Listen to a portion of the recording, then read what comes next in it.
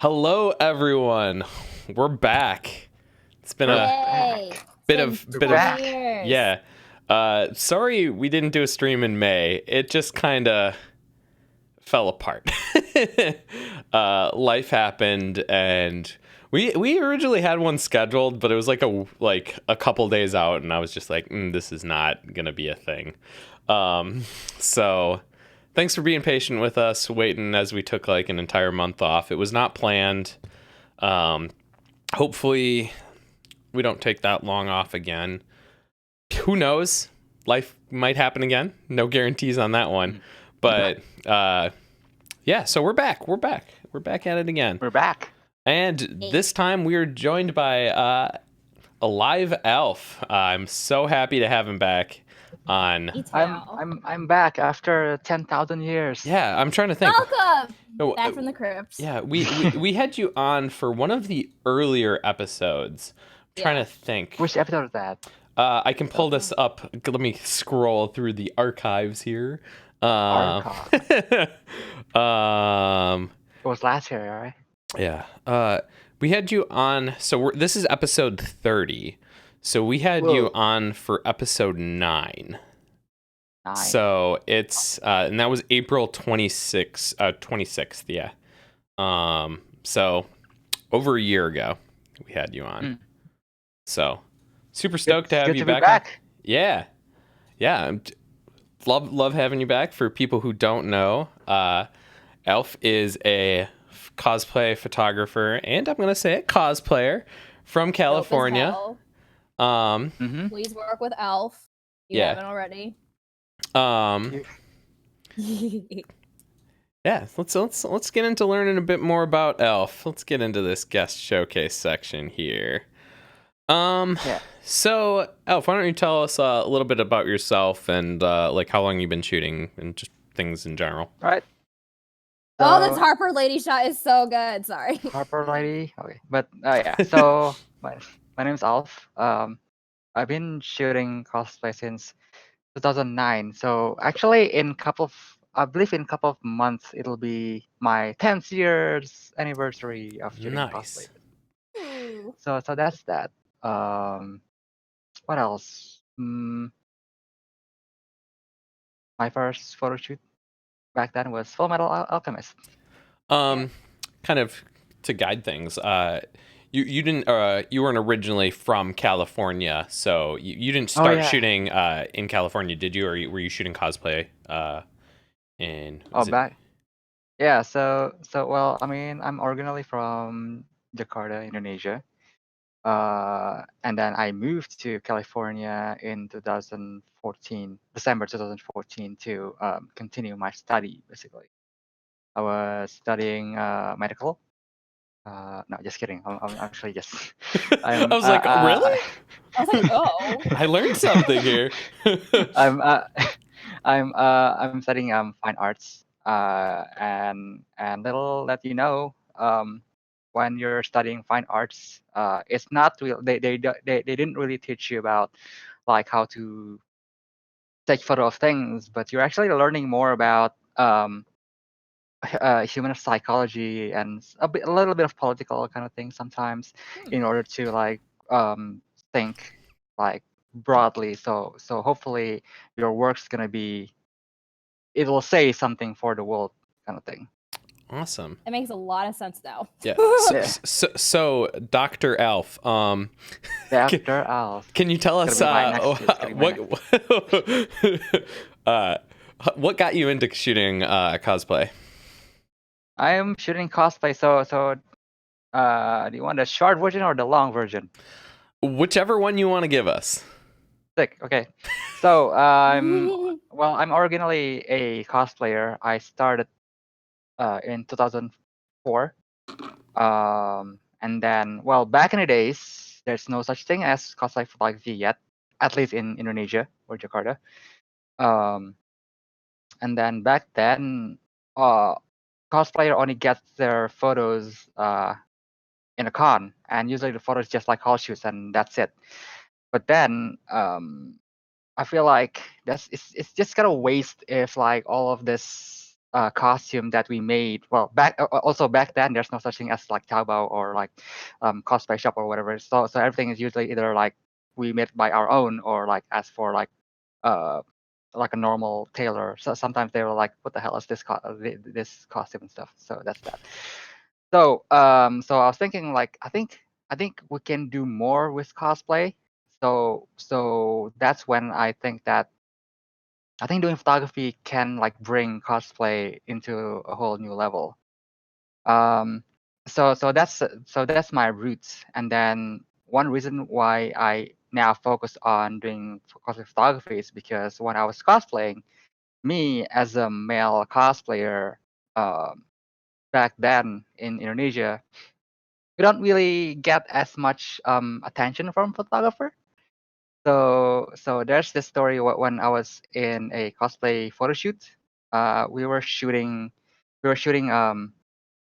Harvest Moon and Scott Pilgrim. So we have our group was like around 10 people, or like 10 cosplayers, and then well, I'm also part of the cosplayer. Uh, so we usually divide so who like this cosplayer will get this photographers. So we kind of like plan it beforehand. But then for some reason, um, even the photographer also like only focused on the female cosplayer back in the days, and I was like, ah, damn it. Just it feels it definitely felt sucks, and then I also noticed that it doesn't it also like other male cosplayer also like experienced that too, and I was like, you know what, when I'm going to be a cosplay photographer, I'm not going to be like that guy. So that's like one of my other backstory, I'd say. Hopefully I'm still like hopefully I'm still not thinking like, oh, I just need to shoot like this kind of cosplay or this kind of. I was like, hopefully I'm still like open to like any other cosplayer. So if you see me like starting to feel, if you feel that I'm starting to like just pick this kind of cosplay, just let me know. So I'll remember to be more open to everyone else, kind of thing. Cool. We'll remember to yell at you. Yeah. So do you shoot anything outside of cosplay? Yeah. So I'm the other type of photography that I really enjoy is doing more like a fine art portraits. So so maybe some of you are gonna ask like, oh, so what is a fine art portrait? Well, actually, there's no like an answer of that. It's fine art is kind of a bit more. So everyone has their own definition of fine art, but for me, my fine art photography will be something that is, if I have a message that I want to tell in my arts, in photography specifically, then that will be my fine arts. For example, uh, let's just say racism kind of thing. So I haven't done that yet, but I'm trying to brainstorm about what to do to talk about racism, especially back in Indonesia, because racism in Indonesia is actually pretty big. So I'm trying to like do some brainstorm, and then using art as the media to tell my mind about that issue. And I feel like for me, that's my definition of fine art. That is an art that you have that you need that has a meaning to the world, or at least to yourself. Yeah, it's that is a whole complicated thing, because I know both Sarah, you and I, maybe not for fine art, but we both went to art school, and trying to define art and meaning is just so complicated, and well, there's so many ways to do it. And there's no incorrect way, which is the Yeah, exactly. That's Everyone why it's hard has to their own explain. definition. Yeah. Awesome. What was my next question here as I hid my show notes? Kind of rolled into one question there, so I'll skip that one. How would you describe your photography style? Honestly, I don't even know, because we don't either. That is the probably the most common answer we get when we ask that question. People are just like, I don't know. Well, at first I thought I knew what my style is, but then after seeing many other styles of photography, especially like cosplay photography, I saw a lot of really interesting and unique styles. And most of the time, I was like, I want to try that style, and I try to adapt myself. So I was like, I think my styles kept changing over time, especially like each concept. Because I feel like if I do the same style over and over again, it's gonna be just flat. But I do notice that some people like that, and some people, so that's like in order to people to hire you or whatever, so they know that, oh, that's your style. As with mine is because I'm bored with my style really quickly. So when you see like my website or my Instagram even, like I feel like everything is kind of different because it's just because I don't want everything to be the same, because every concept has its own story, has its own style. Also, like if you notice, usually, in Instagram, usually most people do this like triple posts, whatever. Usually they do that, like have like a similar style or similar look or color or whatever. Like I kind of low key tried that, but I can't because I feel like just looking at the same photos kind of thing. But that's just me. No, I'm the same. Doing the three photo thing is so freaking hard too. Oh my gosh, yeah, social media, dude.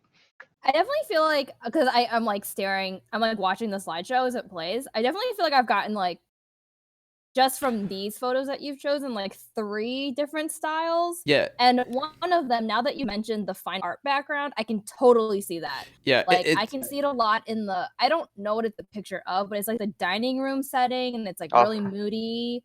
Oh yeah. Like that's very fine art looking to me, like the way that it's lit, like the harsh shadows and like the very like spotlight like highlights. And then like the Violet Evergarden photo also feels very painterly to me. Like I feel like the way you light things in your photos, it feels like paintings from like, I don't know, like the Renaissance or something.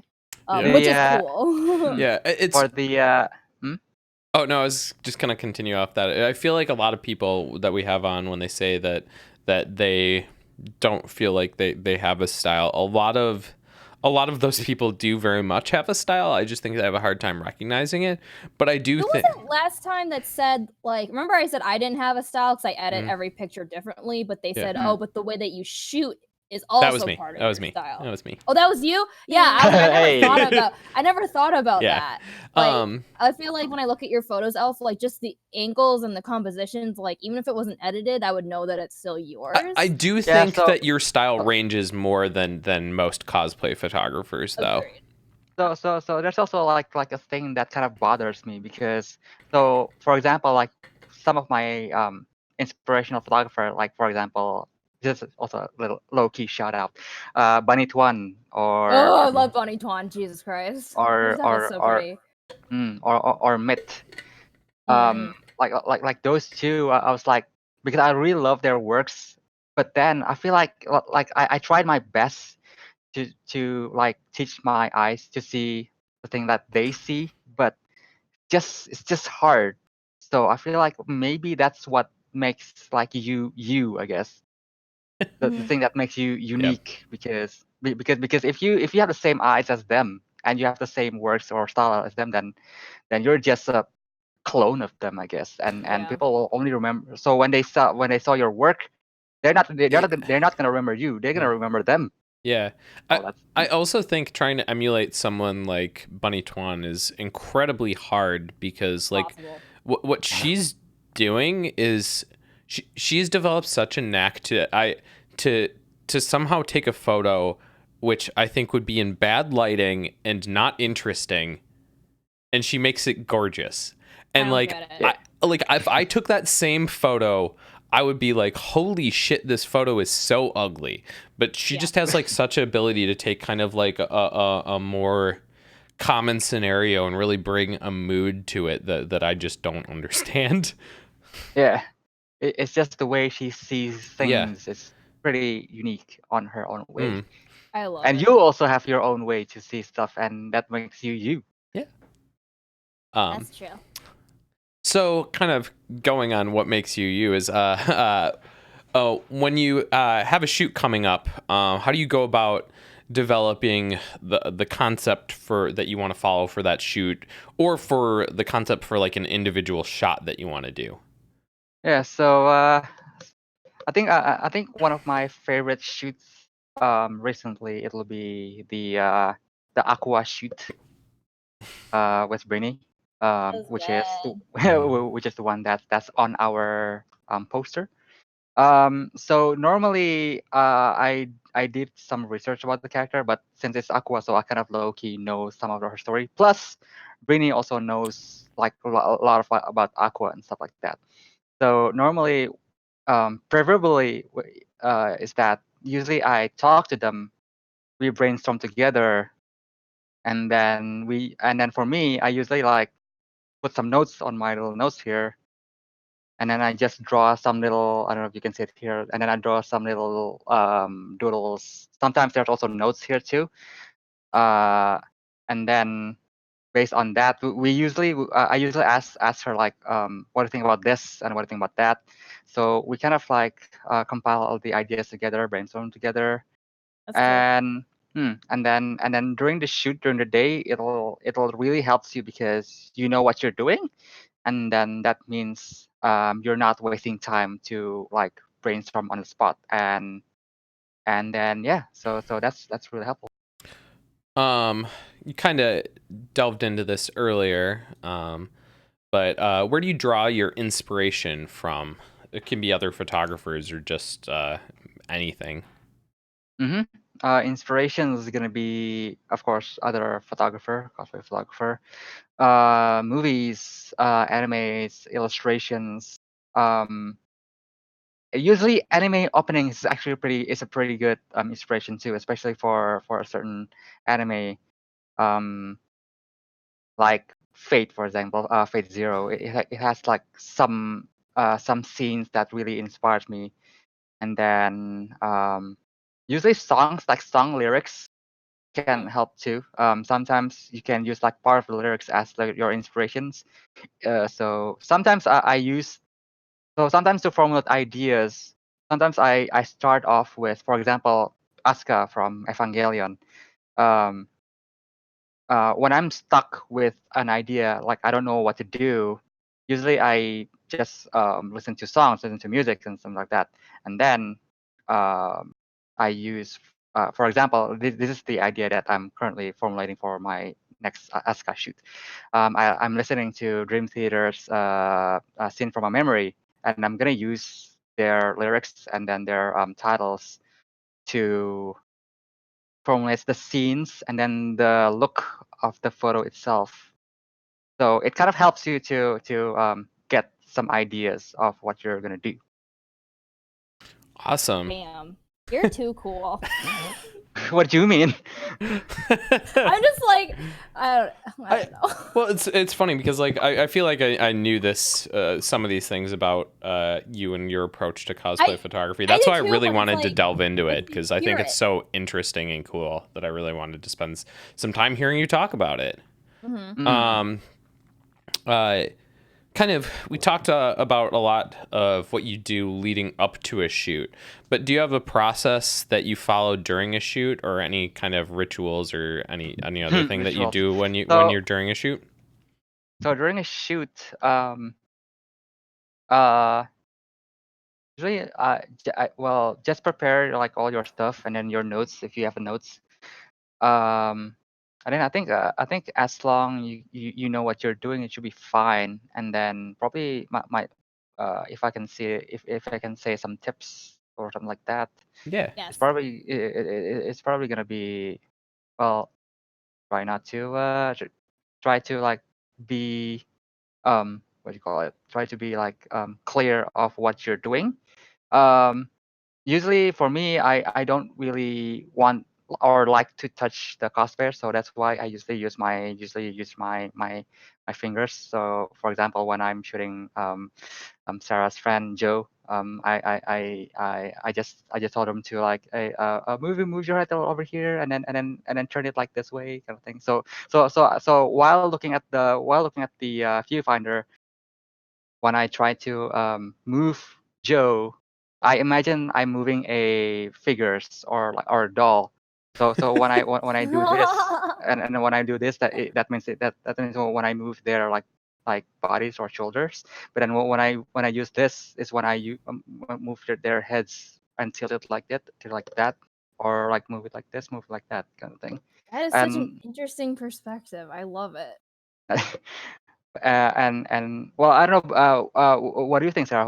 When I shot you, is that understandable, or is it like hard to understand? Is it easy to understand? What do you think? Because I shot I can you. understand you. Sometimes it's too loud, so that's Oh why I'll yeah. have you repeat something. But I think I understand what you're saying, Yeah. and it's good And because a then, lot of photographers don't do that, and I'm like, I don't know how I look on camera, so I appreciate that you do it. and then also like previously, Sarah also mentioned this.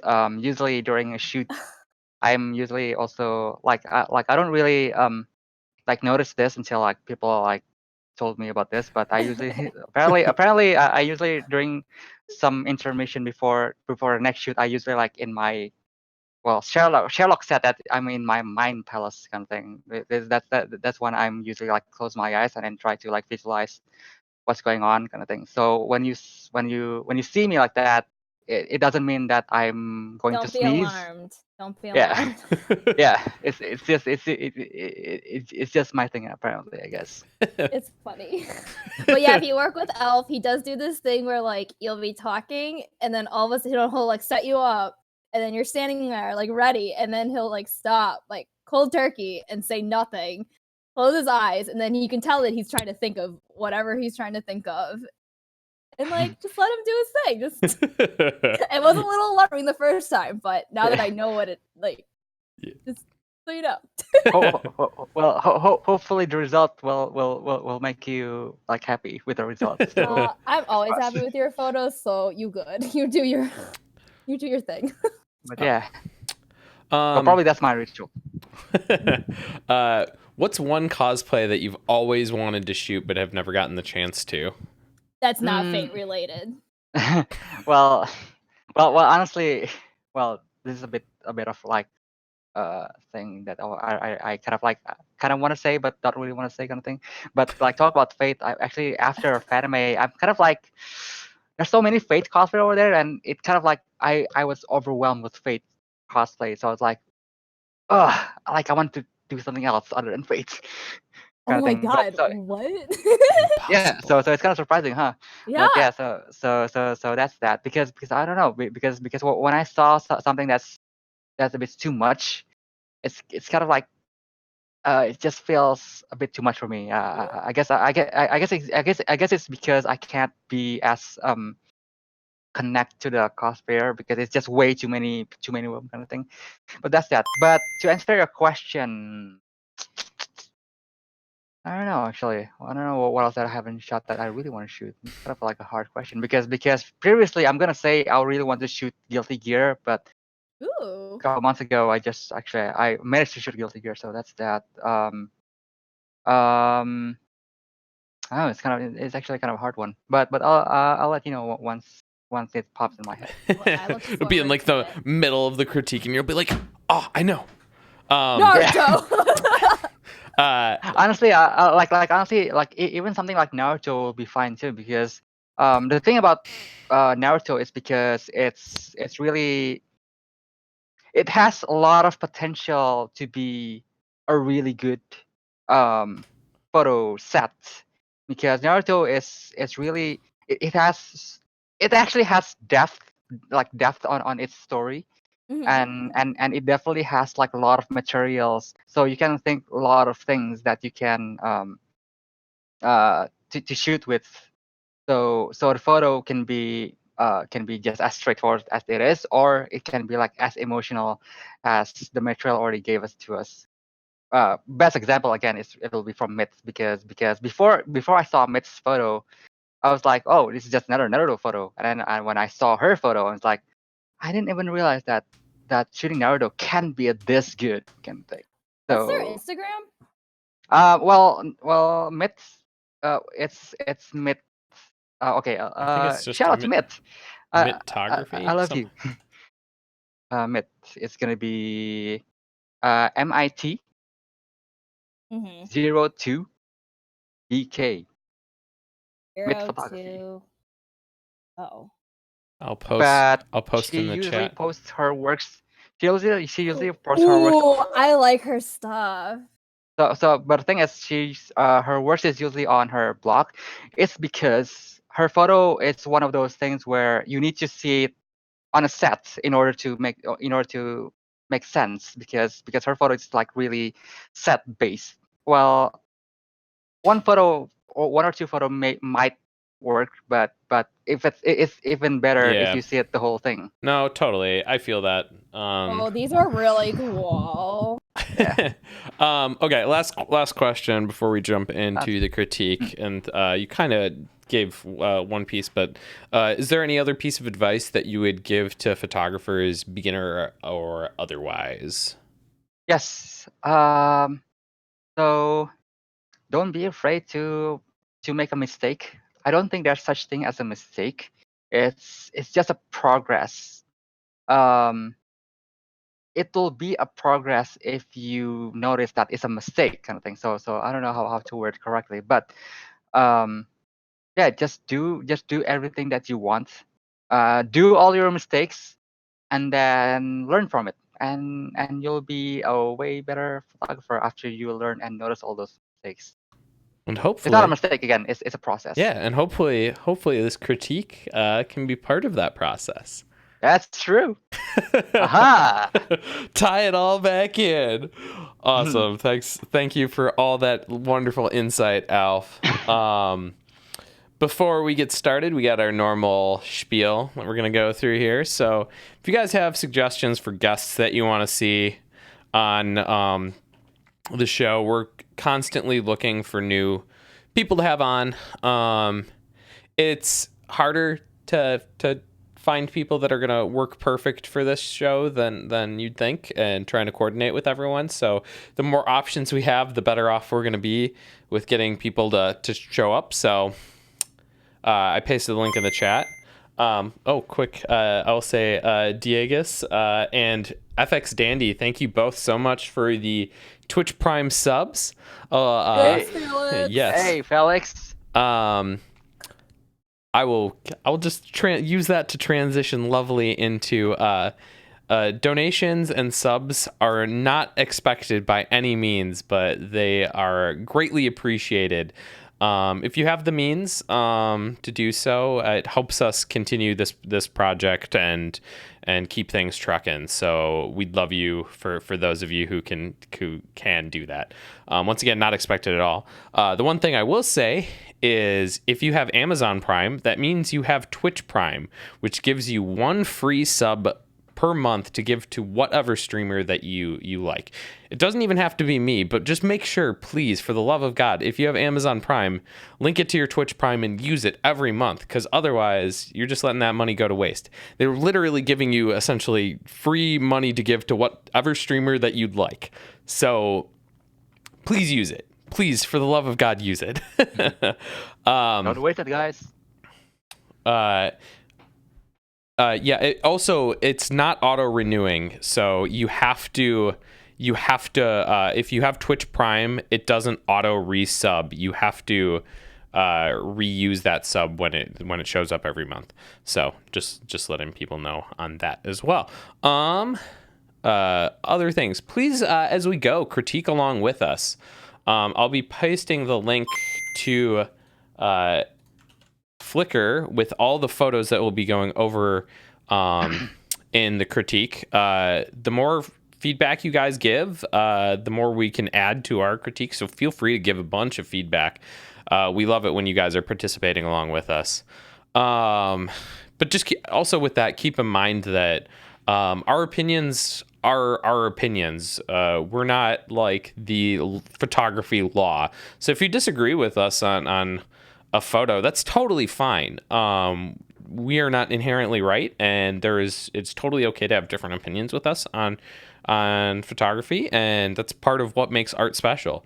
So, and don't take anything that we say too hard. We're not trying to be harsh. We're trying to help people learn here. Not our goal is to never try and then smack someone down and be like, you suck. That photo sucks. Also, if you think we're being harsh, this is not harsh. Oh yeah, if you think we're harsh, we are definitely not being harsh. You want to hear harsh? Maybe we could have a special stream. Oh yeah. Oh god. Oh god. The hardcore version. Eric Jaws, thanks for that Twitch Prime sub. What was that?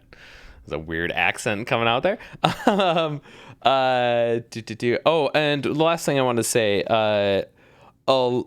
it was interesting. So for photo submissions, like pretty much everyone decided that they were going to submit like late on Wednesday night, which was kind of amazing. So we have a ton of photos that were submitted that are not going to be in this critique.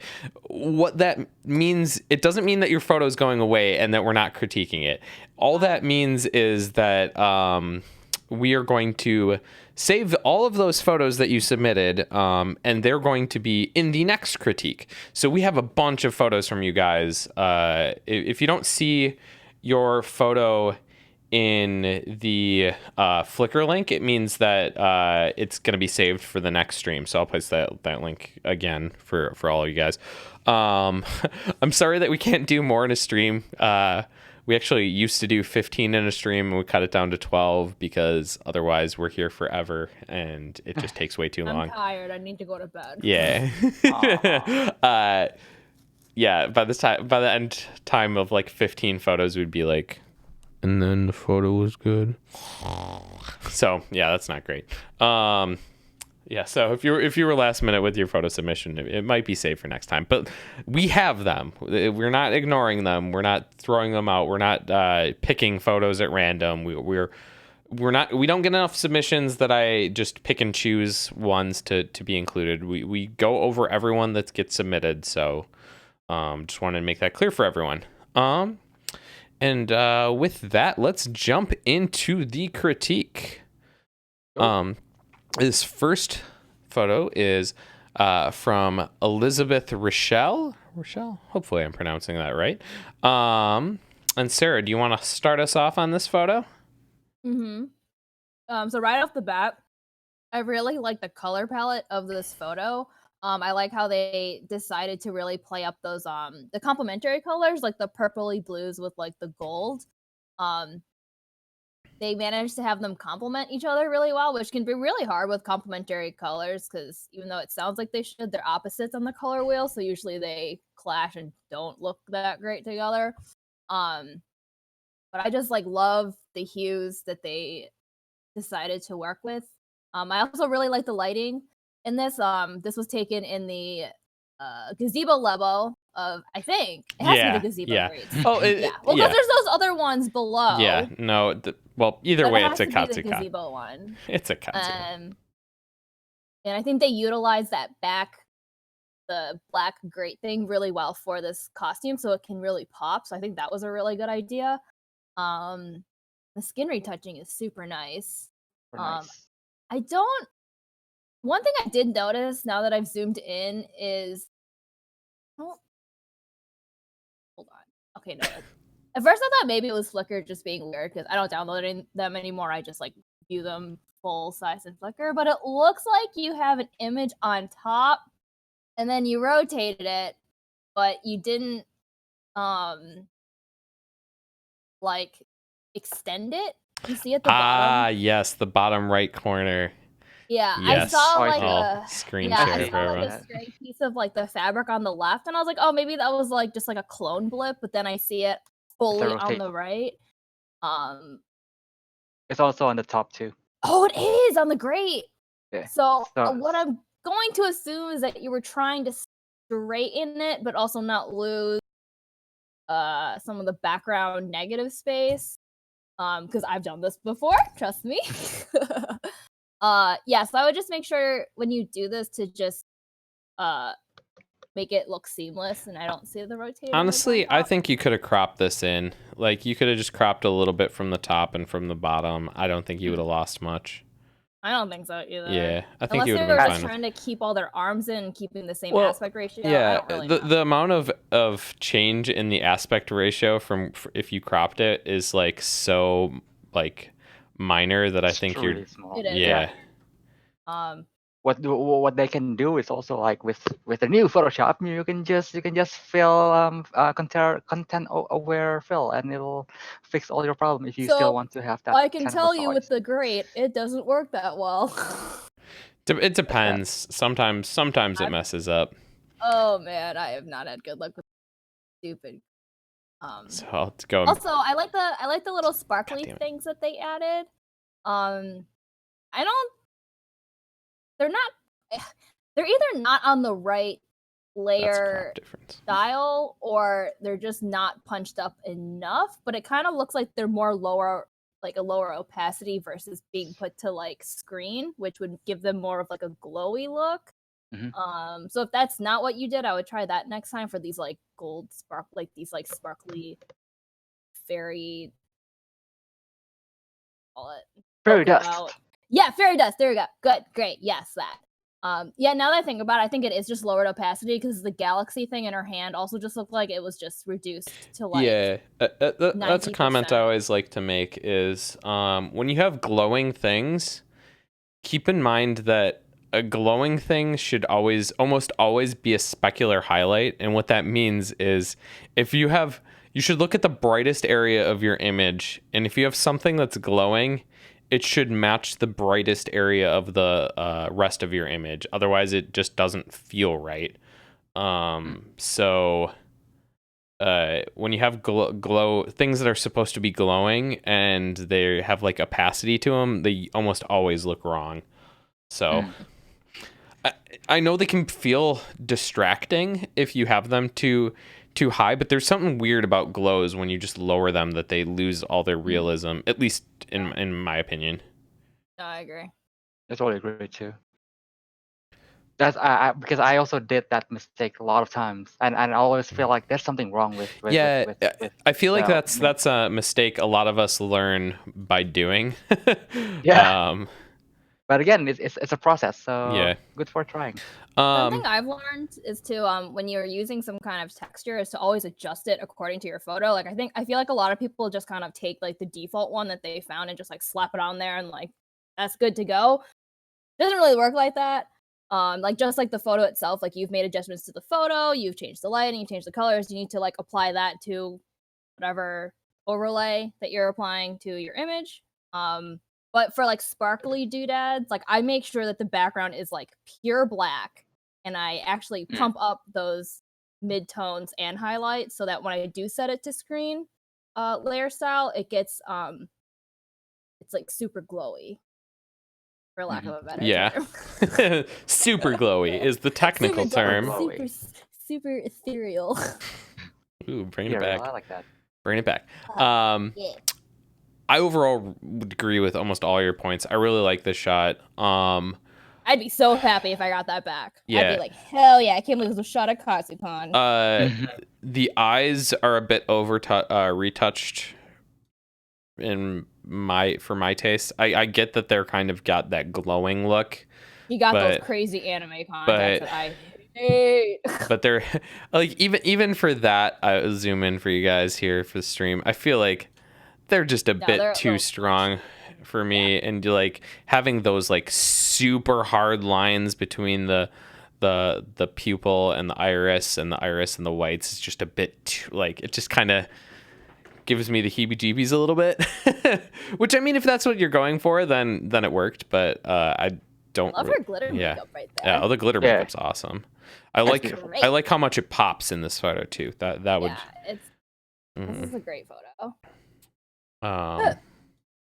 And the other small comment is the highlights on the arm, the kind of gold color, those highlights are blown out. So if you could recover them in post, that would be awesome.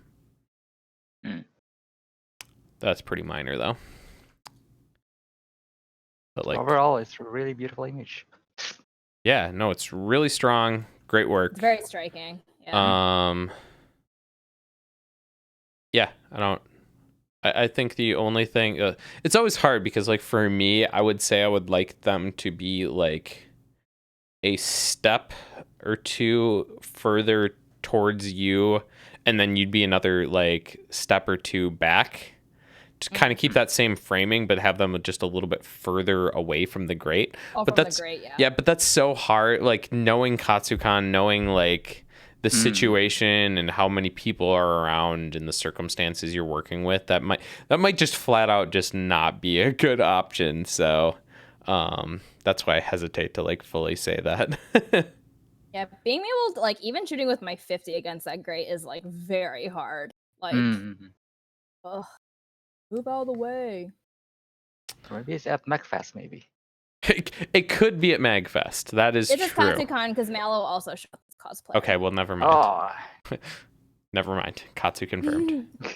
I'm gonna see if I have that. This was shot on 50 millimeter as well. So. Oh, so they know that struggle bus. I feel you. Okay, you guys ready to move on to the next shot? Yeah. Awesome. Okay, so this next shot is from Jung77. Hopefully, I'm pronouncing that right. But also, met them at Fanime. Awesome. Alf, do you want to start us off on this one? Sure.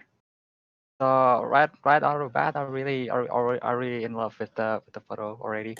It has that expression, it has the color, and everything. So, and of course, I saw Jung's photo, and then it's always been this kind of. It already has.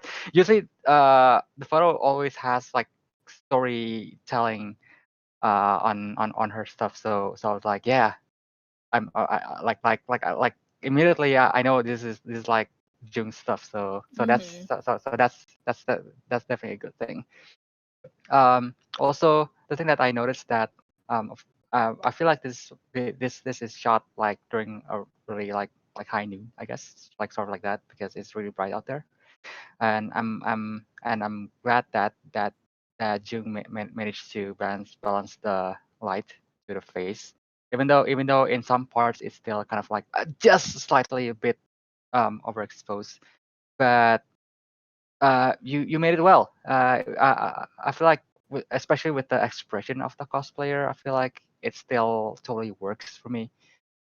If there's anything that I'm gonna comment, it's just toned down just a bit for the whites on the shirt, and probably like that's it that I can see. Probably just this is just a little minor, like really minor. Probably the position of the bag could be changed slightly. That's what I was going to ask you guys, if how you felt about the bag position, because I thought it was a little weird, but it was like maybe it's just me. But I think the fact that it's going between their legs is the only part that bothers me. Like if it was off to like pretty much the same position, but like off to the side, I think it'd probably be fine. So yeah, so probably just the position of the back that could be better. But it doesn't really like bothers me a lot. It's just it could be better. That's what I'm trying to say.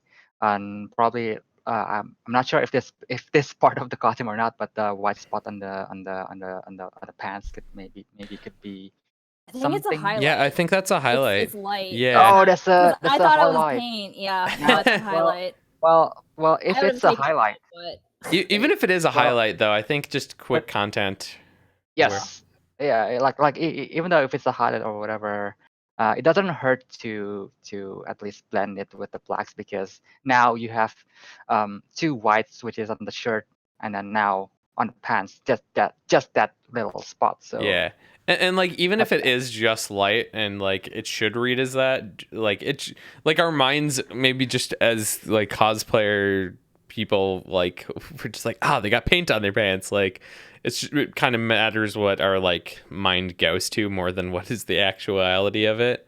So yeah, and that one's a real easy fix. I really like the location. Just this is from more of like a narrative, like symbolic standpoint. Narrative. So this is from Free, my favorite. Oh, Free.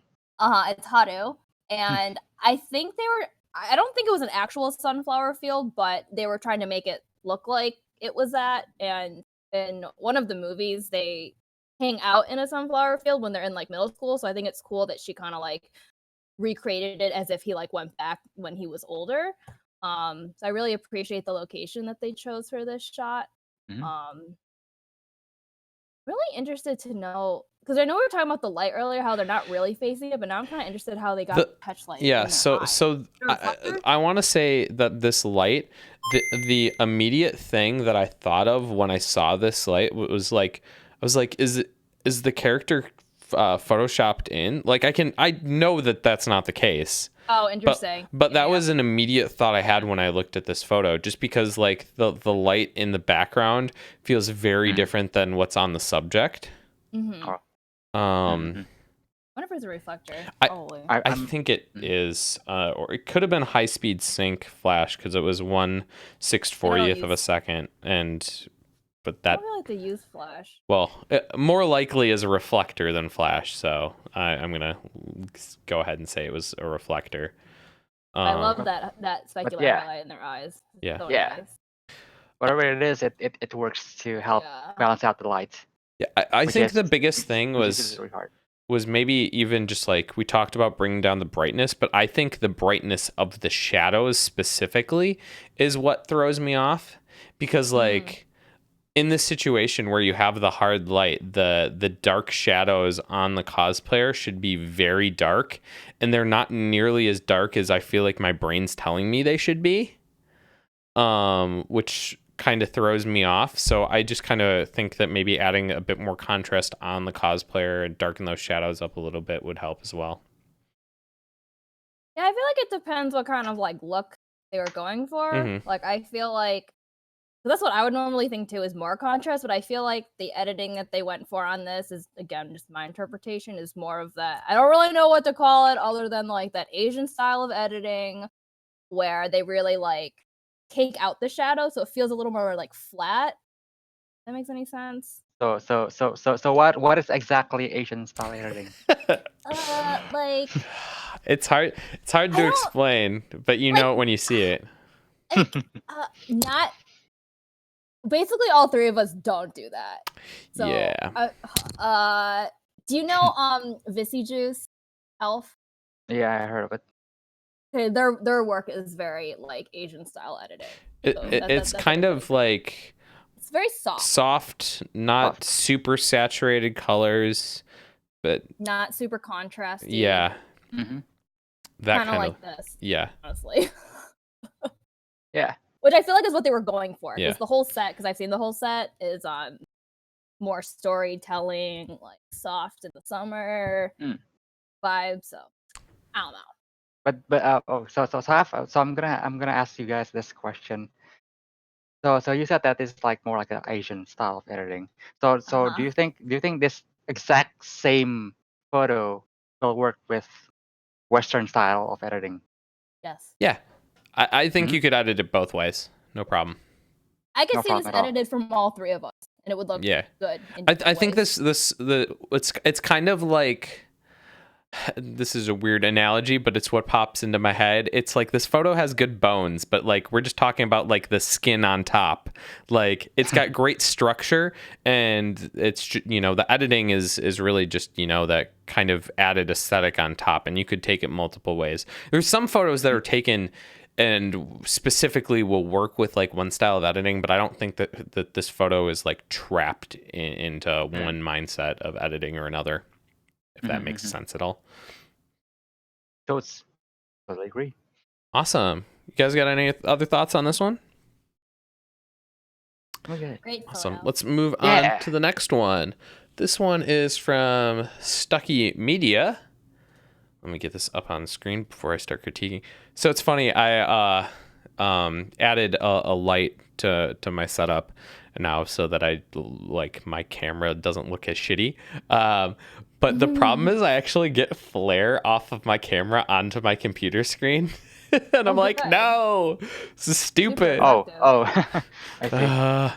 So it's like, I feel like it's fine for critiquing, but like when I'm doing editing, I feel like I can't judge contrast nearly as well as it just made me think about it when I was looking at this shot, because I felt like, are the highlights as bright as they look to me? Hold on, let me actually compare. That's with that light off, by the way. Okay, they are darker than I thought. Wow. Oh my god. Yeah. So yeah, to me, because of this, the light, I actually thought that the shadows were a little lifted in this photo, but they aren't. So sorry, just was thinking about that. Okay, I'll actually talk about the photo now.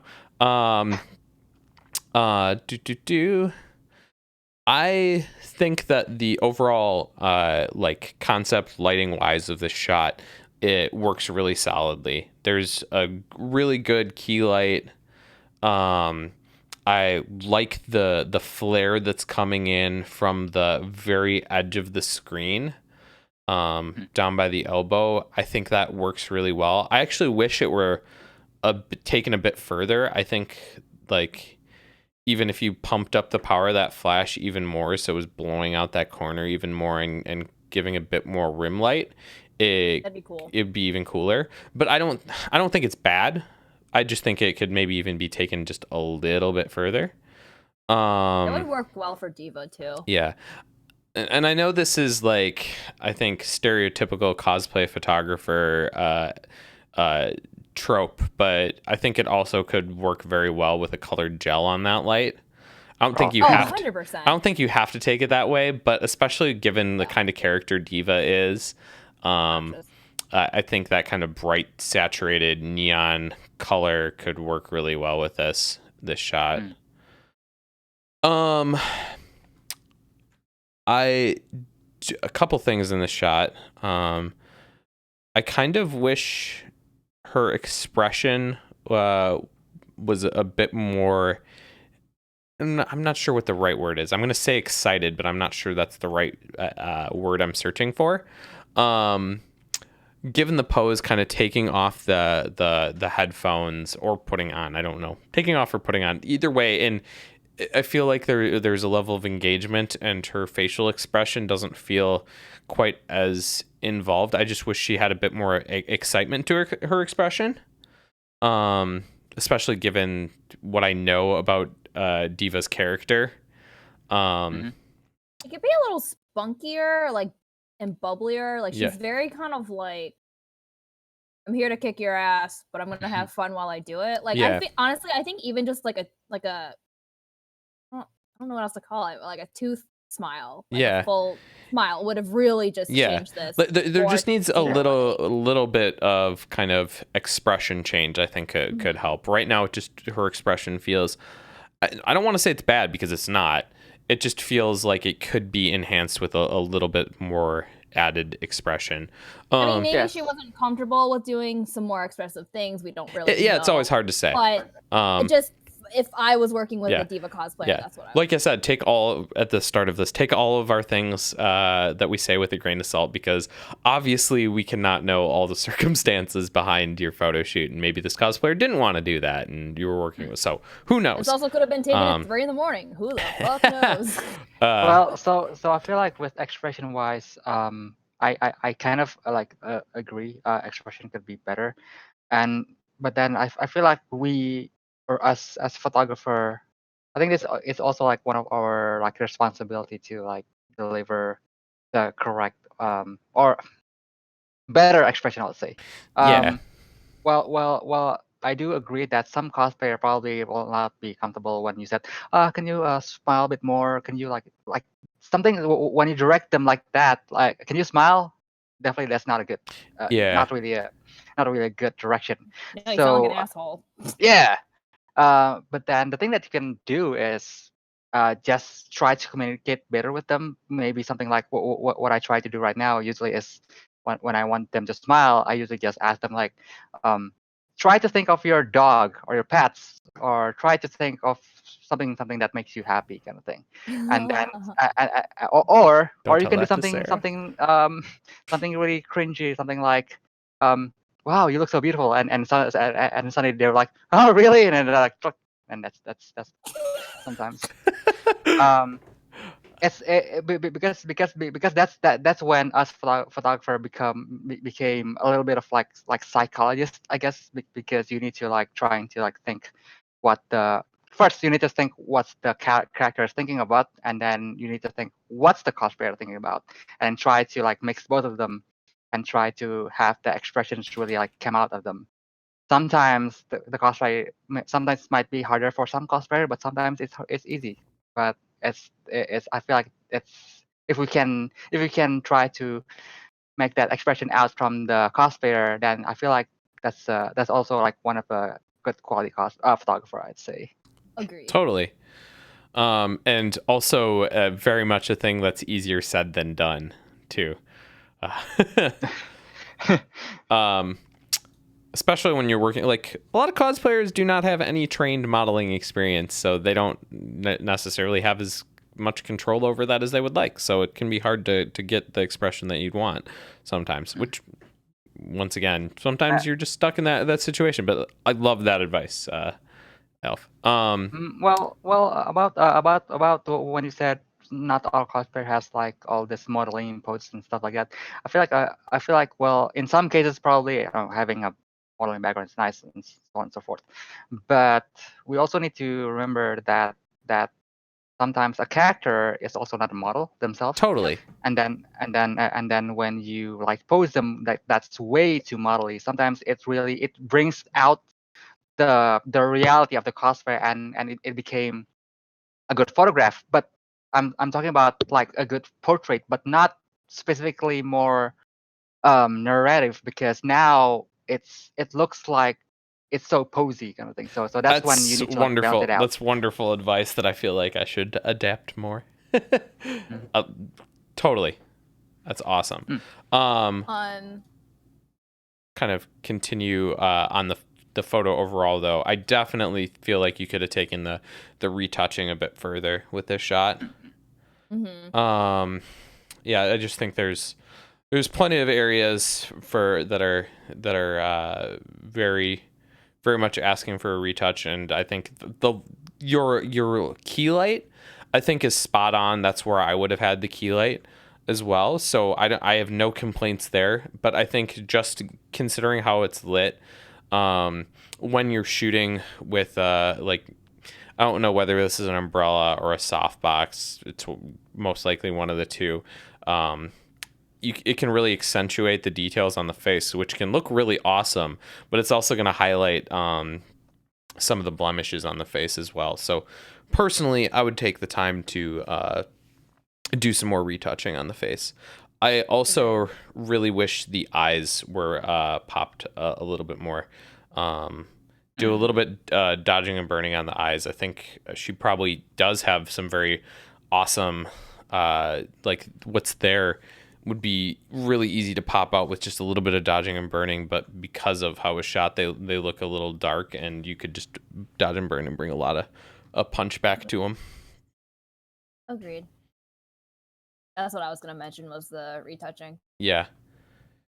And I know some people feel a little finicky on retouching, like they don't want to disturb what the cosplayer actually is, and I can understand that. But and I'm not a cosplayer, so I can't really speak from the heart on this, but I can pretty much guarantee that every single cosplayer in existence is going to be okay with you removing a pimple that's on their face. Like, well, I'm a cosplayer, so I can definitely say that retouching my face is a-okay with me, because let me tell you, at a con, I'm dead inside. So, and cameras really capture you when you're dead inside and when your skin's acting up because you've neglected skincare, because you've been up styling wigs or hot gluing shit. I don't fucking know what you're doing, but just skin retouch. Like, we're not telling you to fucking beauty cam everyone into aliens. Just get rid of my pimple that's growing in the middle of my forehead. That's the size of a unicorn horn. Like, no. I'm also a cosplayer, and I usually retouch my face like even sometimes even more than when I edit someone else, because I'm just like way too yeah, you're just hypercritical of yourself. But it's like, but just like think of cosplay photos is that people want, like, because I know people can view it as like a controversial thing or like that's what's hard. I'm not. That's why I'm trying to be. But another way to look at it is like if you're spending time making an outfit or making the effort to, even if it's a pre-made cosplay, if you're making the effort to get up early, put on a ton of makeup, schedule a photo shoot, pay a photographer, not pay a photographer, I don't care, but you're spending a copious amount of time doing this thing, like at the end of the day, I think we can all agree that we want a good photo of ourselves. And my blemishes being hyper fixated on because of a flash is not what I want at the end of the day. Like, you know, like, so if you think of it like that, is you're just delivering something that like the person at the end of the day will be happy with. They want the best version of themselves. I definitely think there's a difference too between con coverage and taking someone else and like doing a photo shoot with them, because this to me very much feels like you were doing a photo shoot with them. And if this were just like a quick con coverage photo, I'd be like, okay, cool. But if you're taking the time to do a photo shoot with them, I think you owe it to both yourself and them to spend that little bit of time retouching. I recommend watching Andrew's frequency separation tutorial. Because I don't like the method that everyone else recommends, which is the Flern method. I found that I don't like it. I felt like it didn't work more often than not. Maybe I was just doing something wrong. I'm not entirely sure.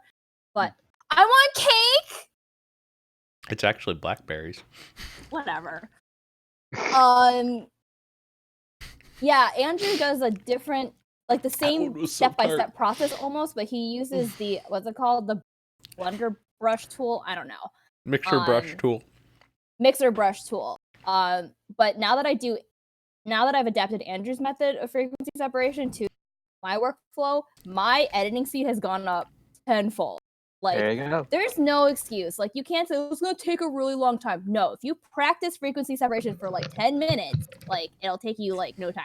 Honestly, the only reason my photos take forever now is because I'm getting picky about color grading. But the skin retouching part literally takes me like 10 minutes max. Like, there's just no excuse nowadays, in my opinion. Like, there's so many resources out there to learn how to do it. And if frequency separation's scary, learn the clone tool, learn the patch tool, learn the whatever that Band-Aid icon healing is. brush tool. Yeah, that. The Band-Aid tool. Yeah. I call it the Band-Aid tool. Band-Aid tool. Gonna write it down, Anobi. Cool. I think we covered this one pretty good. I pasted a link to my frequency separation tutorial in chat, by the way. Subtle plug. You guys ready to move on to the next shot? I'm ready. Awesome. Cool. Before we leave this one, I just wanted to say, sorry, it's been a bit delayed, but Emily3, thank you so much for that Twitch Prime sub. And with that, let's move on to the next shot. Oh shit, it's Miku! Did he raid? I don't think he raided. I think he just showed up. I want these Danny icons! Well, Sarah, it's time for you to critique a photo from Maho Maddie. Time to critique Jess. Oh my goodness. Who's actually here tonight. It's a miracle. I think both the cosplayer and photographer are in the chat for this one. Oh, they're both here. I think I saw Maddie earlier. Yeah. I could be wrong. It's on you now. Okay, I feel weird looking at her front face. Okay, Jess. Okay, Maho Maddie. Promise Neverland. Okay, cool. So I really like how they decided to shoot this at night. This is actually like a play off of a scene that happens in the series. So I think it's cool that they decided to use. This sounds really stupid, but I feel like whenever there's like I feel like this is a moment where someone would actually try to just not really light up a match, but they actually did it. So I appreciate that. And the lighting's really cool. I'm actually impressed by how much light that one little match is giving off. Or maybe there was like something else off to the side. I don't really know. But the mood of this is really, really cool. I think it fits the character and like, again, like a story component that's from the series.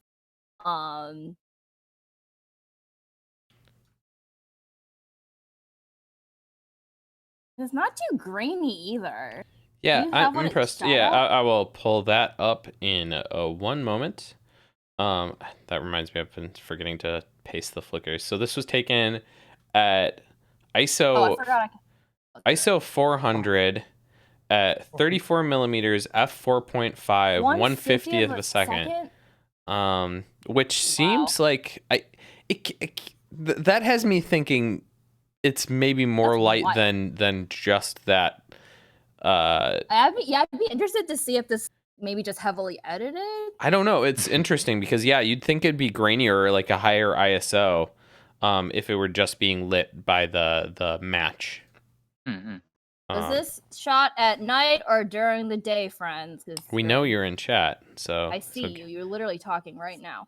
Right Well, Hinox That aside, so because we says, joke about this like literally every stream, I appreciate that Jess ironed her goddamn shirt and it's not wrinkly. Thank you.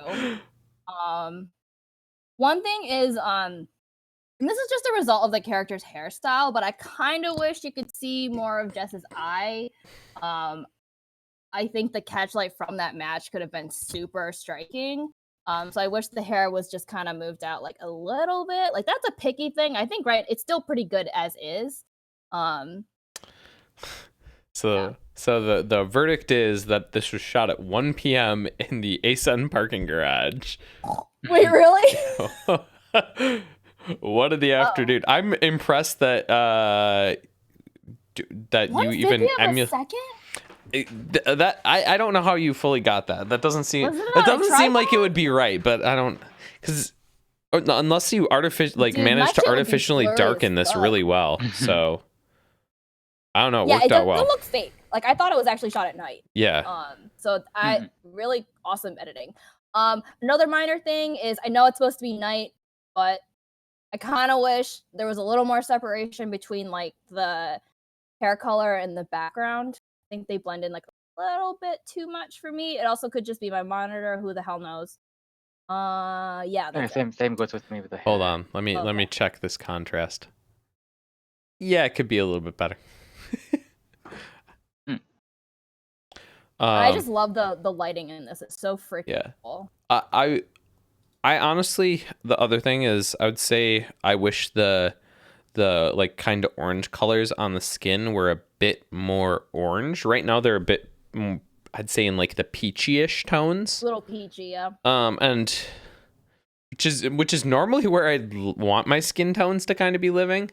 But given the kind of lighting circumstances, I think you could actually push them a little oranger and it would work out well.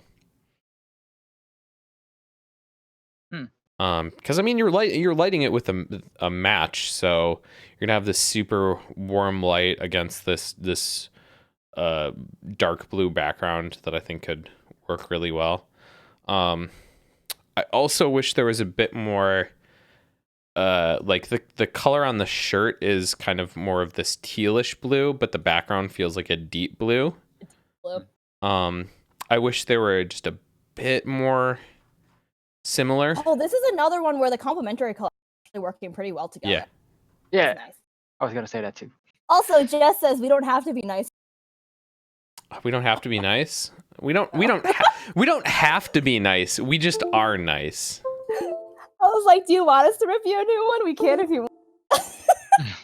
Well, it sucks. Move on. No, I actually really dig this shot. I mean, the fact that you got it to work with the earlier you said that you lit 20 different matches to get this shot for so which I mean is great. Andrew's never nice to me. I don't like what? No, I'm always nice to you, Jess. Shush. No, I think this turned out really well. Yeah, I really like it. Like the color combo between the orange and the blue. Like the orange is really stands out. And it's a really nice complementary color.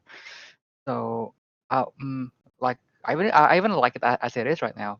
Probably if I were you, which is you don't really have to do it, but I'll probably just gonna darken the blue, the cyan color-ish on the shirt. Yeah. just a little bit more. So we'll focus a bit more to the face and stuff. But overall, just to add a little more contrast, but that's just me.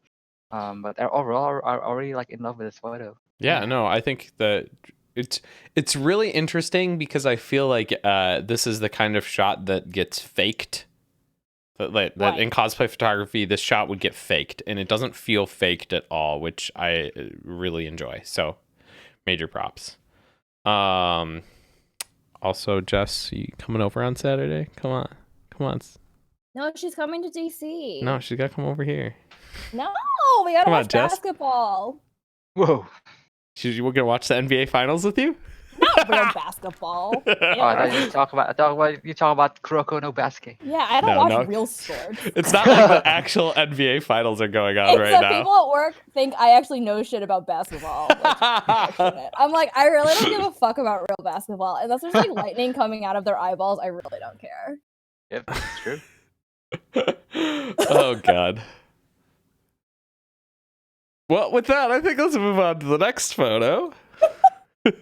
This one is from Robert. And Alf, do you want to start us off on this shot? Sure. My gosh, it's like a really good photo. What is that smoke? That is so cool. Yeah, it's like mist kind of looking. So I need to say this first. It might be a bit controversial or whatever, but I don't watch Game of Thrones. I don't watch. Yeah, same. like I don't care about Game of Thrones. No spoilers, but we stopped in season 4. I plan on continuing at some point. Okay, good luck with that. Yeah. So that's my controversial thing that I don't even know who this watch. is from Game of Thrones. Someone enlighten me. Yeah. So this is Cersei, right? I believe so. Oh, is it Cersei? I thought Cersei had long hair. I don't know. But yeah, but aside for that, I really love this photo. It has that the balance of the light is like really good. Cersei confirmed. Thank you, Con Mom. Cersei confirmed. Yeah, so it has, the feel are there, and then the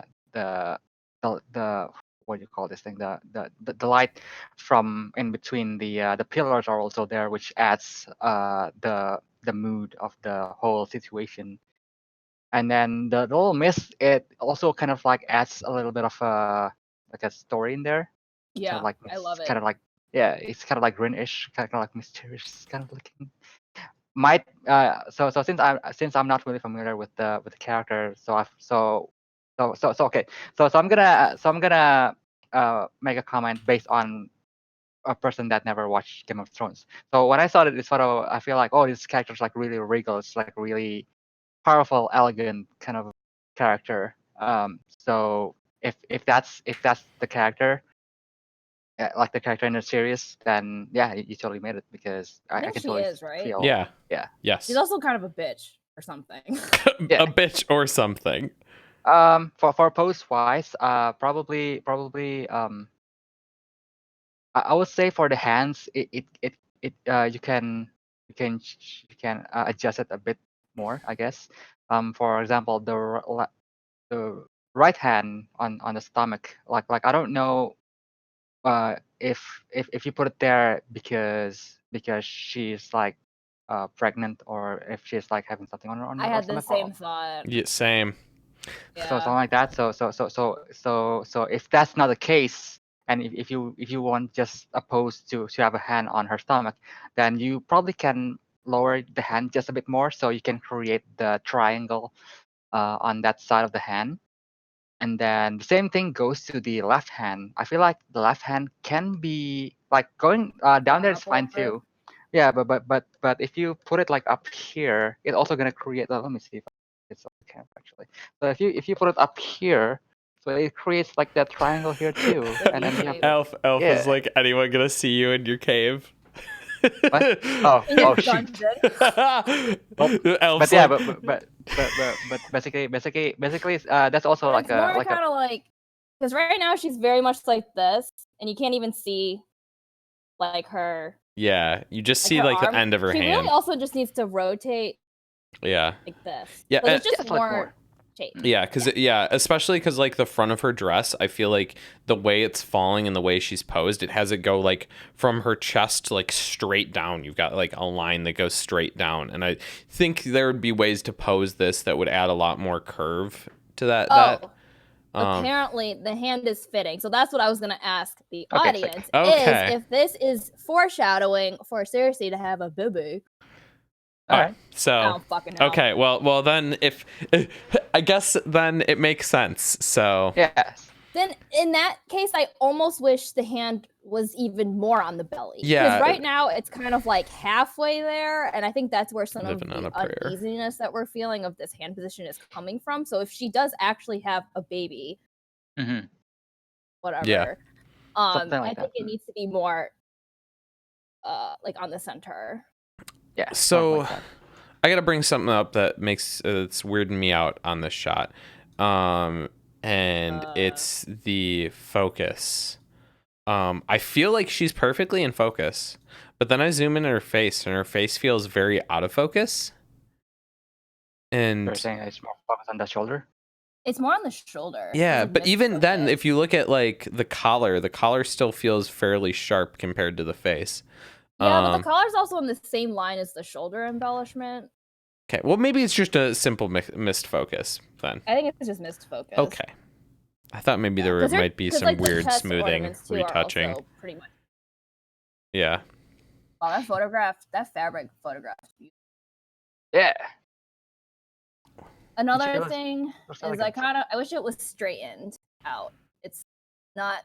You have like the columns and like the fence in the background that give me a guide of like a straight vertical line. So that's a little picky, I think it's hard because I actually think the verticals are right in this shot. It's just that those pillars are not I think they taper inwards, but because you only get to see one side of them, I think it makes it look like it's not straight. That's But the fence isn't straight.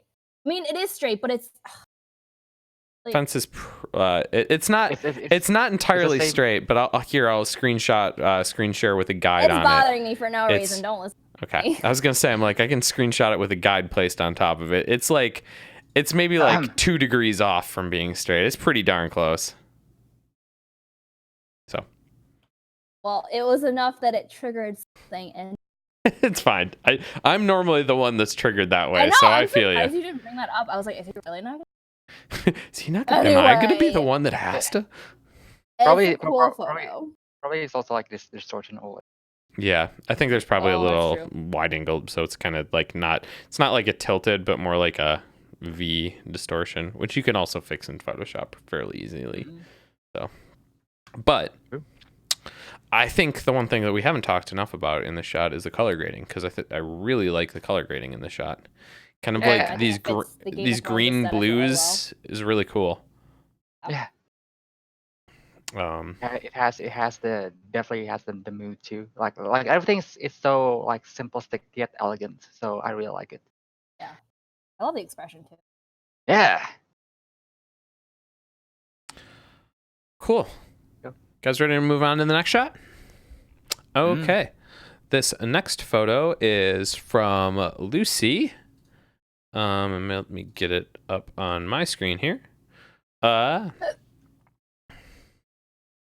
And this feels like another one of those difficult tasks of shooting in a time period in the day where you're fighting against the sun here. I think that having a cosplayer where they had a hood on played totally in, like, that was your like advantage with this, because like having the hood allowed you to bring you like you're almost like your portable shade so that you had like a lot nicer lighting on the cosplayer's face than you would have otherwise. So that worked out really nicely. Normally in these situations I try to put their back to the light, but I think because of the hood you were able to not have to do that. I do think, though, that the highlights are still a bit too bright. You're blowing out the highlights on the shoulder, kind of a bit on the chest, on the top of the head. So I'd try and watch that a little bit. But I also think that the colors are working really well in this shot. You've got those More complementary colors. Yeah, you've That got seems to be those the theme. blues in the sky and on the cosplayer, and then the reds and oranges in the shot, and the just the overall color uniformity feels really nice. I like it a lot. I would maybe it depends where you want to take it. I think maybe you could have taken the kind of like yellow oranges in the background and maybe made them a little bit more red. And something that it's pretty nitpicky, but I'd agree with that. I'm probably gonna butcher this username. Colon. I'm gonna try and go read those numbers as letters. Mention the green in the lower right corner. That was bothering them, and I would agree. Just like you could just nuke that green. Like it's just such a small area of color that just doesn't match up with everything in the rest of the image. That I think you just kind of nuke that green and make it yellow. I see. I forgot to grab the Flickr link. Let me do that. You guys got any thoughts on this one? Probably just a slightly like question-ish. Does the character actually has a piercing on the mouth? I have no idea. I don't think so. I think that's just a personal decision to keep Now, in. so probably that's also a thing that's usually I ask to a cosplayer if they want to be there or not. Mm-hmm. Kind of thing. I hate asking that question. I hate asking it too. Oh, because someone one time got so mad that I asked. Oh no! They're mad because of what? They got mad because I asked if they wanted it in the shot or not, and they basically were like, "Well, I'm wearing it, aren't I?" I'm like, "Okay." Interesting. Yeah, so I don't ask anymore. Yeah, so it's because, well, it could be bad for me then. It's because like for me, I usually like make those things disappear because when I shot like character or cosplay, I really want the photo to be as distant as you as a person, and I want it to be like perfectly as the character, which could be controversial for some person. So usually that's why I usually just ask them like, do you want it or not? Yeah, that's usually on the cosplayer, because what I've gotten to do is like before the shoot, I'm just like, please tell me if there's anything that you would specifically like me to Photoshop out. That's what I do too now. I try to like piercing. Like I will open the door and let them walk through it if they choose to do so. But you're a brave soul, Elf. I don't do Yeah. I think the one thing. Well, it depends on the person too. I think the one thing to me where I think this photo could be very much improved is the pose.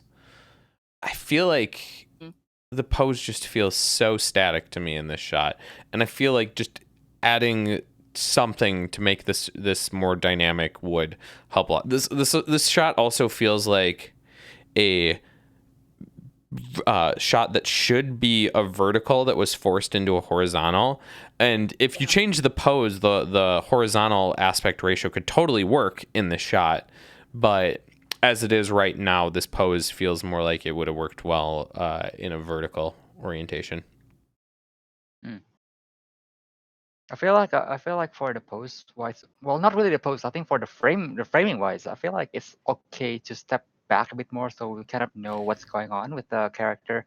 Like what are they doing? Are they sitting? Are they right now sitting down, or are they like standing up? Like what are they doing? Well, I do know that. I think the photographer focus more on the expression, I guess, because basically what you see right now is her expression, nothing else. Because whatever her hand is doing right now, we can't really know what's going on because it's cropped right there. So I would assume the photographer just want us to see the expression.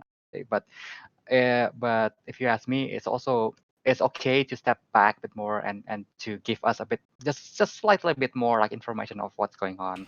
It's also gonna help you with the with the ear, because right now the ear is like slightly cropped. It kind of like bothers me a bit. Yeah, same. So that's that.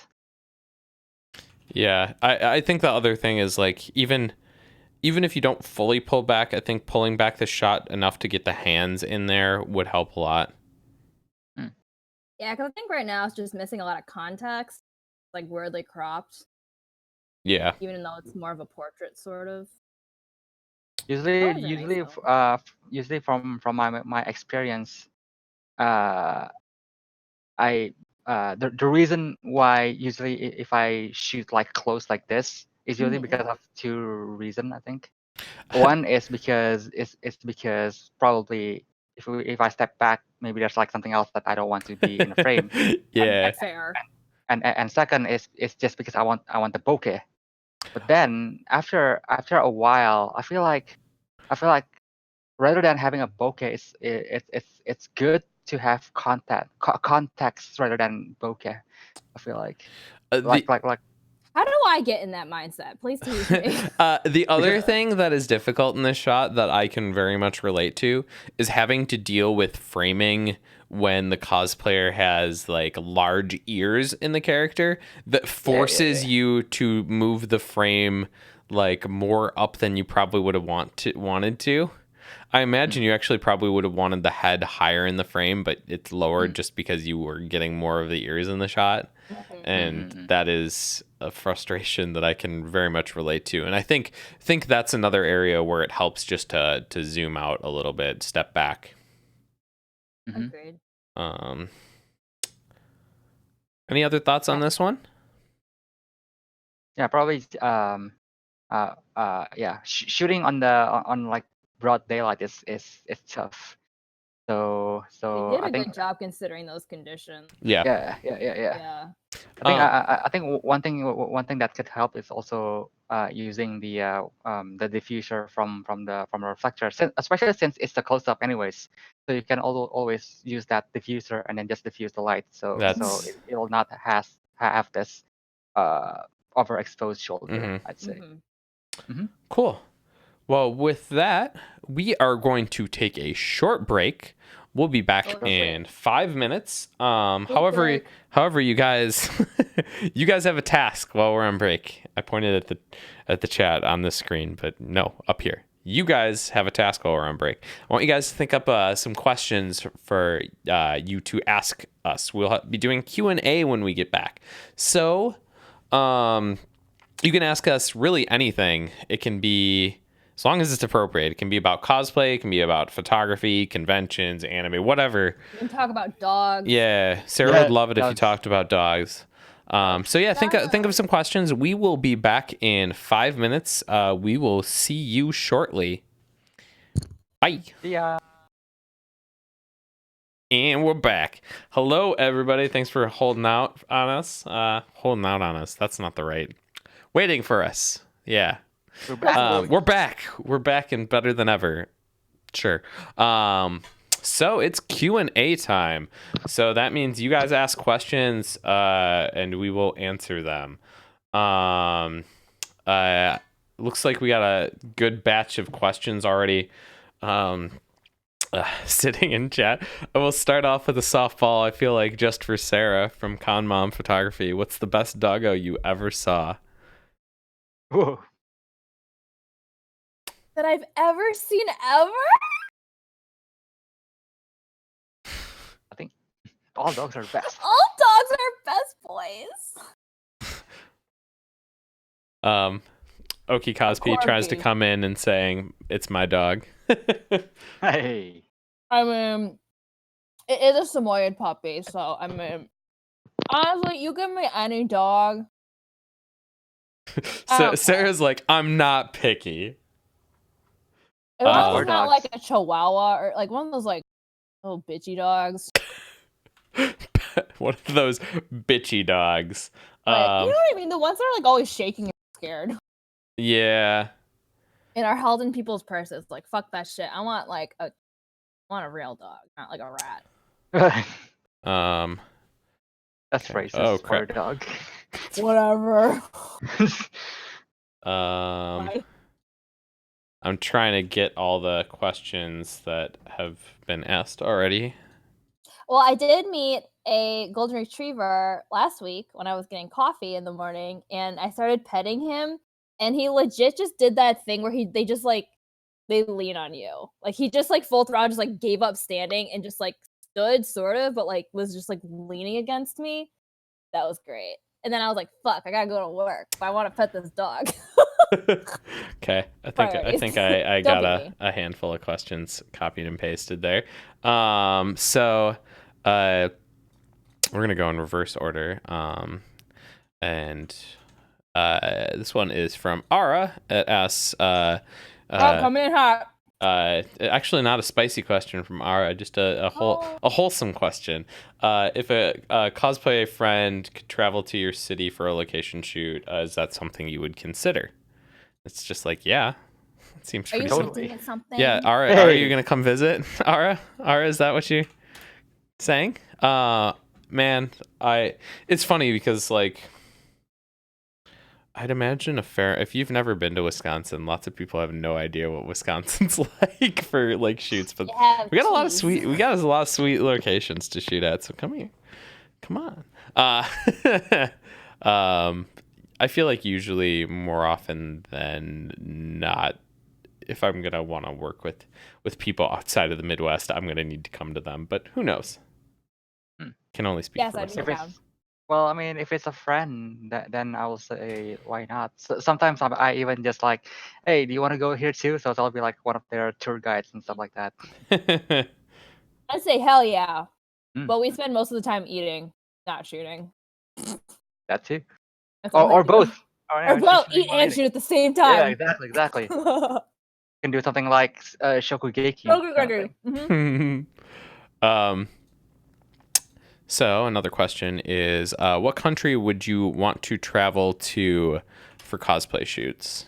We get this question every week. And every time. For me, it's always Iceland. Always Iceland. Oh damn, Iceland, huh? I think for me it'll be somewhere in Europe, places that has castles and stuff like that. Because I never seen one before, and of course really? it'll be good for Fate too. So that's that. Just go to France. You're good. France? How about like England or Germany or something like that? I mean, any of those would work, but I just really like the architecture in France. Interesting. Yeah. Really just Europe in general, though. There's so many great places in Europe that would be amazing to shoot. Iceland's just the top of my list, just because like I tend to like landscapes more than I do buildings. And Iceland's just, the landscapes are unreal.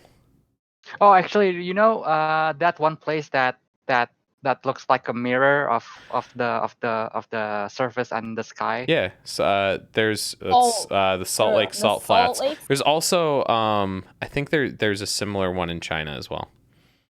Yeah, I really want to shoot in Japan, but if it wasn't difficult, because you're not allowed to cosplay in public. Yeah, so what I heard from Mit is that well, because she's from Japan, she said that it's really impossible to do shoots like that. So but I see people do it. So I'm like, how do they do it? So if it's that's why there's like studios and stuff like that. But if it's like outdoors, that means it's because they're doing some sort of like event? Like an event, yes. So usually what happens is they're gonna do shoots during the events, and then that's the only time you can do shoots. If not, I'll see people in like gardens and stuff, and like with unique architecture, and I'm like, there's no way. I mean, I know it's Japan, there's awesome shit everywhere, but I'm just like, how are you only shooting at events unless there's an event like every weekend? Yeah, well, I don't get it. If someone who knows about this could educate me. Yeah, there you go. But they have a lot. They have a lot of that. Next question is one that we've gotten before too, but I feel like is worth going over again. How would you handle the situation of a cosplayer never posting / sharing photos that you took of them? I hate this question. I'm like, for me, I was like, it's okay because it's your photo, so you can do whatever you want. Yeah, you paid me. I don't care. Yeah, I think I'm not gonna get butthurt about it. I think the biggest thing is that just to not take it personally, because more often than not, it's not the cosplayer being like, haha, fuck that photographer. I hate them. I'm not going to share their work. It's usually something like there's many factors, like they just totally forgot about the shoot. They just didn't remember they got photos back. That maybe there was something about them that they were just not happy about that day. Like, you know, maybe it's they were just like, oh, I really just don't like how my wig turned out. I'm not going to share any of my photos because my wig looked like, but occasionally the cosplayer's not happy with the photos. But hopefully that was a conversation that you could have. And if you feel comfortable enough with that cosplayer, you can have that talk with them. Yeah, it's true. I'm a firm believer that, more communication in the cosplay world and just the world in general is a good thing. So if it's legitimately bothering you, just ask them and just know that most of the time it's never something that they're doing to spite you. And if it is, chances are you probably already know that.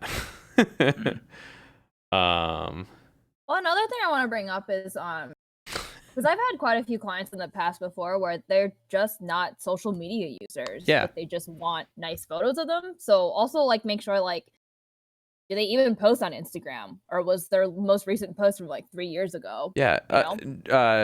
Rufu, I butchered that name. Made an interesting comment that actually very much rings true. Is it could potentially just not fit with their posts that they're posting at the moment. Okay, well, Jack's being annoying, so ignore him. I'm kidding. I mean, it's honestly true. Like, I know it's also dumb, like though, someone whatever. like freaking I know when I've shot photos of like Megan, she'll schedule her like posts out for like over a month or so. So I know. And if you get those photos back to her and you're like, well, is she gonna? And then you see it like 2-3 months later, it's just because like some people just go crazy and have a very like planned out schedule of what they're posting, and sometimes it just takes a while. Yeah, that's true. So yeah, I think the moral of the story though, moral of the story there though is just try and not take it personally. Yeah. Because it almost certainly is not, and if it is, you probably already know that.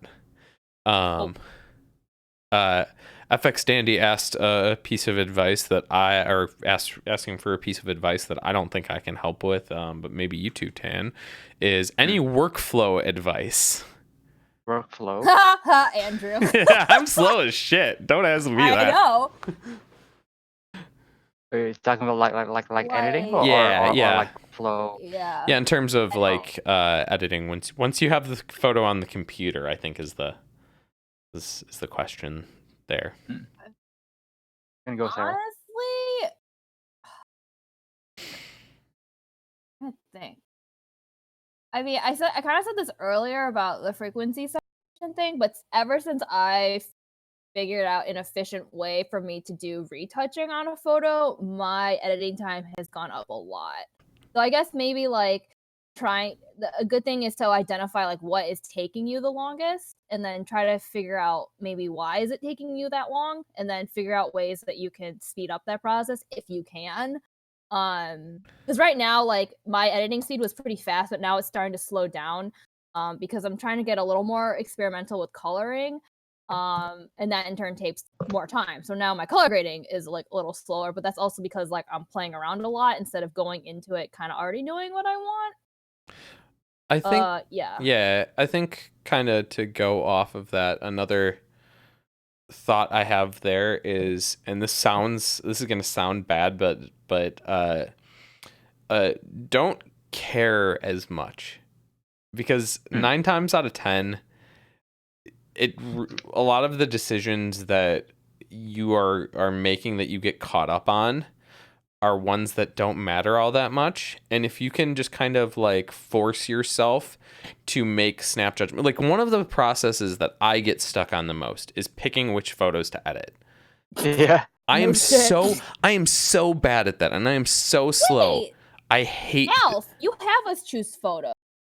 Well, that's sometimes so usually I like even though you choose the photo sometimes I still like want like my own decisions too, you know, because because basically what happened there is that I have like a more like a second opinion of what you want to have, and then usually what happened is in the end I still want to like edit the thing that I also like. Yeah. I think the big thing. Go ahead. Yeah, but then again, yeah, choosing photos is usually the hardest to actually know that feeling.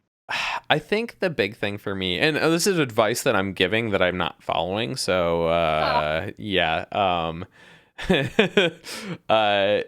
you really just need to be able to make that snap judgment instead of like going back and forth between like a bunch of photos, and just be like, just fucking pick one, because like chances are the difference between the photos you're looking at aren't that substantial. The cosplayer is never going to know that you like made a snap judgment. They probably would have been happy with any of the photos that you take. And once you edit it, you're going to be happy with the edited version anyways, no matter what. Like, since you've edited and you put the time in it, you're going to be happy with that individual shot anyways. So just try and not get so caught up in it.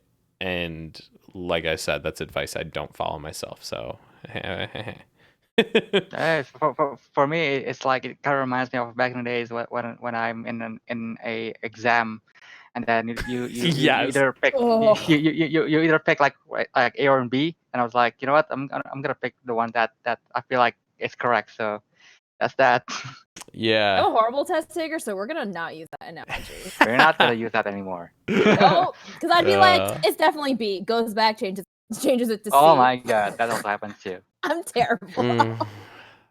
Yeah. Anyway. Yep. So I don't know if that helped, but that's a thing. Don't do 30 shoots in one weekend. Yeah, that's bad. Don't do that, Felix. Yeah, I wonder. Felix. Felix. Okay. With that wraps up our Q&A. If you enjoyed that specific section, we've kind of split that off a little bit into its own show. I have no idea when our next full Q&A show will be, but it'll be sometime. So keep an eye out for that. I don't know when it'll be, but it'll be. Sorry if we didn't get to your questions. We're just trying. If we could stay on this section for significantly longer and make this critique go out for ages, but and my old lady body needs to come back. Yes. So let's move on to the next shot in this critique. So this next one is from Hail the Nanator. Sarah, you want to start us off on this one? Hail the Nanator. Oh, yeah. I screwed that pronunciation up. That shouldn't surprise anyone. This is a photographer who's also a cosplayer. Oh, sick. Yeah. So I really appreciate this shot right off the bat because I'm horrible at wide angle and I can never understand how the hell it and I really like the dynamic posing that they got for Olivia, which I don't really see a lot, even though like she's a dancer in Fire Emblem and she has a lot of like there's a lot of cool opportunities there to do like more interesting poses. So I really appreciate that they went that direction for this shot. I feel like I'm not totally feeling the color.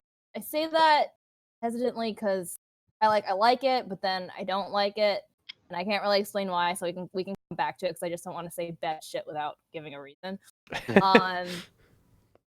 I think the composition is really cool, but and this is something that I struggle with wide angle is like there's too much headspace at the top, but I'm not really sure what you could have done to like alleviate that. I know that's like a struggle that I have when I try to shoot wide. By wide, I mean like 24. What else? The hair flip is cool. I think it could have been a better flip. The way that it's clumped together is a little strange. I think I probably would have honestly, when I do hair flips, I composite a bunch of different ones from different shots to make it look more like natural. That's some As fucking natural work. as wig hair can look, which is But like not natural. yeah, that's especially hard when shooting wide angle, though. Oh. Yeah, this is why I don't shoot wide. Yeah, and then pose-wise, I think the pose is really nice. I just kind of wish upper body was turned a little more towards the camera instead of so sideways. I don't know. Yeah. Yeah. That way, like her hand in the foreground wouldn't be blocking as much of herself. And Yeah. I can't tell what. Oh, this is the weapon. Oh my god, I'm stupid. Okay. Oh. I see it. Okay. I also wish that the rings that she was holding, I mean, this is just how they look, but I wish it was rotated a little bit more so that one spike on the left that looks like it's coming out of her hand was not like obstructing Yeah. her front as much. Again, these are like really picky things, and this is coming from someone who can't shoot like this, but yeah, there we go. I'm done. Totally. I have things to say about this photo. Go for it. Well, first things first is that I really appreciate the shoot. This photo especially because I can totally see like the framing and everything, and I love wide angles. So first things first, the framing. So yeah, I did notice too. What Sarah just said about the top part. Um, I think for me it doesn't really bother me too much. I think it's because right now the frame is technically square because you have all the blacks on top and basically it creates like a frame by itself, right? And then for the hand part, the weapon, I really like how how the front part is actually looks like more specifically on the bottom one and on the bottom left and on the right side because it creates like a almost like a frame again, kind of look like that. So I like that, but then again, too bad the ones on your hand kind of like blocking the body a bit too much. But that's the design of the weapon. So it's like a decision that you need to make.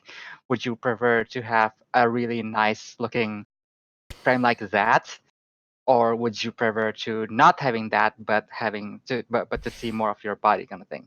So that's that. For the hair flip, uh so it could be better. I'm not really. Andrew, stop. He knows I'm what not he's really. done. So I feel like the having the flip to be down up like that is not a. It could be better. I would prefer to have more like this instead of Agreed. like that. Mhm. I think one tip that I can say to do hair flip is that don't put all the hair in one in like this. Don't put like this on like grab everything, but you need to Like fan it once you hit out. your cue, once you hit your cue, you need to spread it. You need to spread it out so it creates more like a natural kind of swirl. So it doesn't look like everything's in just one side kind of thing. Another thing is that since you're doing a hair flip, it kind of will make more sense if the front braid will be also flipping too, because right now it's just like over there. Because makes sense, right? If everything's like flipping, it'll add more dynamic too. But of course you need more helpers. Yeah.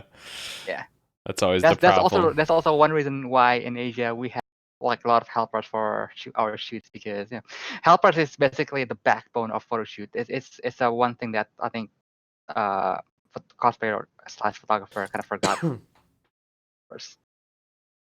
So that's for me. So I want to call it the Dutch angle because I've only called it out in chat. I actually think the Dutch angle is fine in the shot. I think it helps because it's a dynamic, it's wide angle pose. Wide angle pose. I don't know what that means. It's a wide angle shot. Whatever. The pose has a lot of movement. It just kind of works with the Dutch angle. It kind of blends kind of with the quote unquote action of the shot. Yeah, if you got those Dutch angle emotes, spam them in chat. I really enjoy the movement, and I'd echo everything Alf you said there. The one thing that's bothering me about this shot is how, like, the shot is really grainy, but also the highlight feels blown out, which is like this weird combo that I wouldn't expect. Because like if you zoom in, it's very, it was kind of lifted shadows, substantially kind of graininess. I'll screen share for you guys so you can kind of see it there in chat. But then you've got that blown out, like, the highlight in the background, which I don't necessarily mind the blowing out part of it, but it just feels a little weird for it to be that grainy. Maybe that's part of the style of a like film look kind of thing. I don't know. But ISO was 800. yeah, 800. I think it's, but on a 5600. yeah, but I think it more has to do with just the shadows being lifted. Yeah. I kind of wish I couldn't see the building in the background, since I wish that was just almost like a little bit more blown out. The fact that I can just barely make out that building in the background bothers me a little bit. I kind of wish it was just fully, like, that blown out vibe was embraced. And I definitely think you could do more with the color. Yeah, it just feels kind of flat. Mm-hmm. But not in, like, a good way. Yeah, the mono, like, it feels more like kind of like monochromatic, which can work, but I can't quite put my finger on it why it's not. Because I don't want to say there's not enough dark and light ranges, because there are a lot of dark and light ranges, but they're not. Yeah, it's hard. I think it's the colors well. are also not playing all that great in them, because they're just kind of these darker browns. A lot of orange and brown. Yeah. I think that color decision is to make that more warm, angelic kind of looks, because it's warm, and then it's also like glowy looking from the from the edges of the pillars and roof and like that. Because I noticed that there's like some little glow over there. So I think maybe that's why it's more orange warm kind of look, because they want to make it like angelic, warm feel. Okay. Well, let's move on to the next shot here. This next one is Fate. So Alf was immediately interested. From Brett. And coincidentally, Alf, do you want to start us off on this one? Yeah, I'm gonna start with also have the pleasure of the character too here. Hey, it's Mordred. It's Mordred. I don't know anything about Fate. I don't know. So yeah, so okay, so first things first, I really like the color. It's really unique to have that bokeh and stuff like that. It has like all these multiple colors and everything. Everything looks so dreamy. Exposure is nice. Blur, the bokeh is nice, and so on and so forth. I like how they changed the tone of the leaf into a bit more like bluish, and pinkish. It's kind of like creates like really unique kind of look. So that's that. Probably my only comment for this is gonna be well, hopefully it's not too harsh, but I'm just trying to figure out like what are you trying to say with Mordred right now, kind of thing, because kind of hard to see this as Mordred. I can see this more as Jack. It's because this is like the way you pose them and the way you direct Kakuki cosplay. She looks like she's more like tame, more like looking for like grabbing something, which is kind of like a bit, I'd say a bit out of character for Mordred, because Mordred's like one of those more like badass kind of thing. Well, she's like more hard, right? Like she's it's more like harsh, more like I'm gonna punch you in the face if I can, kind of things. She's very tomboyish, right? It's really tomboyish. So I think my only thing that I'm gonna say is probably well, first things first. it's a good photo, and then whatever you're trying to say with this photo, it's good. But I'm not sure if it's gonna fit Mordred as a character. So I think that's my only thing As that kind someone of who bothers does me. not know Mordred as a character at all, I really dig the shot. I think my favorite part of this shot is kind of the foreground bokeh, the kind of green, these like I love tealy it. cyan colors mixed with these pink colors is really awesome. I really dig those color tones and how they're like, they got that foreground bokeh blur. I think it adds a lot of depth to the image. The thing that I do not like about this shot is having the arm cut off out of frame. That's my biggest problem with this photo is the composition, the framing. Yeah, I think you just need to pull this shot out a little bit so that you can have that arm in photo. It's very awkwardly tight for no reason. Yeah. What do you guys think? What do you guys think about the leaf and twigs in between her hand, the one below her hand? Oh, Do you think the one that's kind of like, here, I'll screen share. It didn't bother me until you one. brought it up. Yeah, now I would agree. Now I don't want it there. I don't want it there either. Now that you've said it, it didn't really particularly bother me up until like a second ago. That one. Yeah. Damn it. I do like the colors a lot, but I kind of wish that because we have a lot of pinks, but there's also a lot of red. I kind of wish the red or the pink matched more with each other. Right now, they're pretty different. Again, that's a personal preference.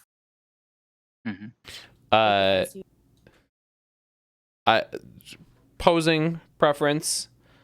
I would also, having the hands straight out, like kind of in front of them, feels a little weird. I wish it was higher up, like a little bit higher, since she feels like she's looking upwards, but like her hand is below her eye, where her like eye line feels. I wish her hand was just a little bit higher in the frame. I feel like it would help make her pose feel a little bit more dynamic as well, instead of just kind of out. It would be out and up and kind of give her a nice diagonal.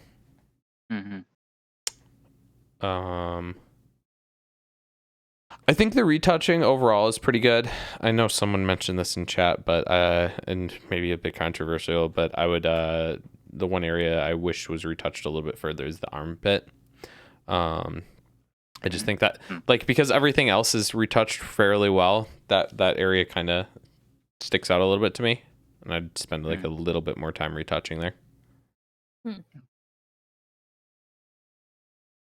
I think it's partially just because it's such a dark area there too, that it kind of sticks out more. Both of them, or the left or right? The one that's closest to the camera. Yeah, okay. That one, the darker one. Yeah. It doesn't really bother me. I mean, an armpit's an armpit, so I'm kind of like, whatever. Yeah, it's true. Yeah. Cool. I think that about wraps up that shot then. Probably also just a tip of shooting a saber face. I noticed from well, there's a lot of cosplayer told me their experience when they're shooting with like photographer that doesn't know fate.